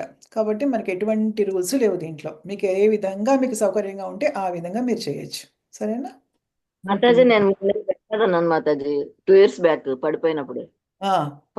కాలు ఫ్రాక్చర్ అయినప్పుడు బెడ్ మీద కూడా అలా స్ట్రైట్ గా పడుకుని ఉంటాం. అటు ఇటు తిరగడానికి కూడా లేదు బాడీ. అప్పుడు కూడా చేశారు కదా మీరు చాంటింగ్ కదా? పడుకుని కూడా అలాగే చేశా. 3 months అలా పడుకునే చేశా. అదే మాతాజీ అంతే. అలాగే చేయాలి. పడుకుని చేయొచ్చు. ఎలా అయినా చేయొచ్చు అసలు. ఏవి రూల్స్ ఏమీ లేవు దీనికి. సరేనా పద్మజ మాతాజీ? ఓకే మరి. మాతాజీ స్టార్టింగ్ ప్రేయర్ ఒకసారి తెలుగులో పెట్టమనండి మాతాజీ. హైదరాబాద్ వెళ్ళిన తర్వాత ఊర్లో ఉన్నాను. హైదరాబాద్ వెళ్ళిన దగ్గర ఉన్నాయి చూసి నేను పోస్ట్ చేస్తాను. యా చూసి పోస్ట్ చేయండి. ఓకే యా ఓకే ఆ 3 చెప్పుకొని చేయండి. తప్పకుండా శిల ప్రభుపాదుల మర్సీ ఉంటుంది. ఈ తర్వాత తొందరగా మనకు ఆధ్యాత్మిక అభివృద్ధి ఉంటుంది. మీరందరూ అదృష్టవంతులైతే గనక ఈ జన్మలోనే మీరు కృష్ణ చైతన్యం చాలా సీరియస్‌గా తీసుకుంటారు. భగవంతుడి కృప అయితే తప్పకుండా ఉంది మీ మీద. లేకపోతే అసలు మీరు ఇలా రావడం అనేది చాలా అసాధ్యం అసలు. సో, కృష్ణ భగవంతుడి కృప మీ అందరి మీద తప్పకుండా ఉంది. సో, చూద్దాం. ఇంగ్లీష్ లో పెట్టేయండి మాతాజీ, దాన్ని ట్రాన్స్లేట్ అయిన చేసుకుంటాం. సరే నేను ఇంగ్లీష్‌లో పెట్టేస్తానయితే. నేను చూస్తాను. చూసి నేను రేపటికల్లా పెడతాను. సరేనా? మాకిప్పుడు రాత్రి. నేను రేపటికల్లా పెడతాను. మాతాజీ ఏకాగ్రత ముఖ్యం మాతాజీ, ధ్యానంకి ఏకాగ్రత ముఖ్యం. ఏకాగ్రత చాలా ముఖ్యం. అవును. కరెక్ట్. అది మా- అవును. ధ్యానానికి చాలా ఏకాగ్రతగా చేయాలి ఎప్పుడు మనము. కానీ ఏంటంటే ఇప్పుడేంటంటే ఎలా అయినా చేయొచ్చు అంటే ఏకాగ్రత లేకపోవడం గాదు. అది మాత్రం గుర్తుపెట్టుకోవాలి. మనం పడుకున్నా, కూర్చున్నా, లేచినా, నడిచినా, ఏం చేసినా మనం చెప్పే మంత్రాన్ని మనం వినాలి. Thank you so much Narsayya prabhu. మీరది గుర్తు చేసినందుకు. అది మాత్రం ఉంది. చాంటింగ్ ఎలా అయినా చేయొచ్చంటే దానికి రూల్స్ ఏమీ లేవు. నియమాలేమీ లేవు చాంటింగ్‌కి. కానీ ఒకటేంటంటే మనం చెప్పే మంత్రాన్ని మనం వినగలిగితే మనకి శుద్ధి అనేది కలుగుతుంది. ప్యూరిఫికేషన్ అనేది జరుగుతుందనమాట. ప్యూరిఫై అవుతాం. మన ఆత్మ అనేది ప్యూరిఫై అవుతుంది. చాంటింగ్ ఎందుకు చేస్తున్నాం మనము? మన నిజ తత్వం ఏంటో తెలుసుకోవడానికి కదా! మనమంటే ఇది కాదు, మనమంటే వేరేదని మనకు అర్థమైంది. అది ప్రాక్టికల్‌గా తెలుసుకోవడానికి. అది దాన్ని ఎక్స్‌పీరియన్స్ చేయడానికి, అనుభవించడానికి మనం చేస్తున్నాం కాబట్టి, చాంటింగ్ కరెక్ట్‌గా చేస్తే మనకి చక్కగా మనకి లోపల భగవంతుడు తెలియపరుస్తాడనమాట మనకి. సో, అది యాక్చువల్‌గా లక్ష్యం. సో, ఏకాగ్రత అనేది చాలా చాలా ఇంపార్టెంట్. సరేనా? సరే మరి అందరితో మాట్లాడాం కదా ఇంకా. ఇక్కడితో మనం హరే కృష్ణ మాతాజీ. హరే కృష్ణ. శ్రీలక్ష్మి మాతాజీ ఇందాక నుంచి మీ గురించి నేను మాట్లాడదాం అనుకుంటే మర్చిపోయాను. మీ పేరు చూసాను నేను. హరే కృష్ణ మాతాజీ. ఎలా ఉన్నారు? బాగున్నారా? బాగున్నాం మాతాజీ, మీరు ఎలా ఉన్నారు? బాగున్నాను. మీరు చాలా రోజులు బట్టి చాంటింగ్ సమం కనిపించట్లేదు. మీరు తిరుపతి నుంచి వచ్చి కూడా వచ్చేసారు కదా తిరుపతి నుంచి. తిరుపతి నుంచి వచ్చాను, హ్మ్. చేస్తున్నా గానీ నాకు ఆ షీట్ ది మళ్ళా ఇది పోయింది మాతాజీ నేను పెడతా మళ్ళీ నా మీకు. గ్రూప్ లో. నేను పెడతా. పోతేను నేను ఒక్కోసారి పెడుతున్నాను, ఒక్కోసారి గ్రూప్ లో పెట్టడం అవ్వట్లేదు. అయ్యో! నాది డిలీట్ అయిపోయింది. నేను మీకు మళ్ళీ పెడతాను లింక్. సరేనా? మీకు పర్సనల్‌గా పంపిస్తాను. ఓకే మాతాజీ. ఆ! ఓకే మాతాజీ. ఆ! ఓకే మాతాజీ. ఇస్తాను. మీరు దాన్ని చేయండి. మీరు మాత్రం అసలు చాటింగ్ ఎట్టి పరిస్థితుల్లో మానొద్దు. ఓకేనా? Okay Mataji. Okay Mataji. Okay. మరి నేను రికార్డింగ్ పంపిస్తాను ఇప్పటితోటి. సరేనా?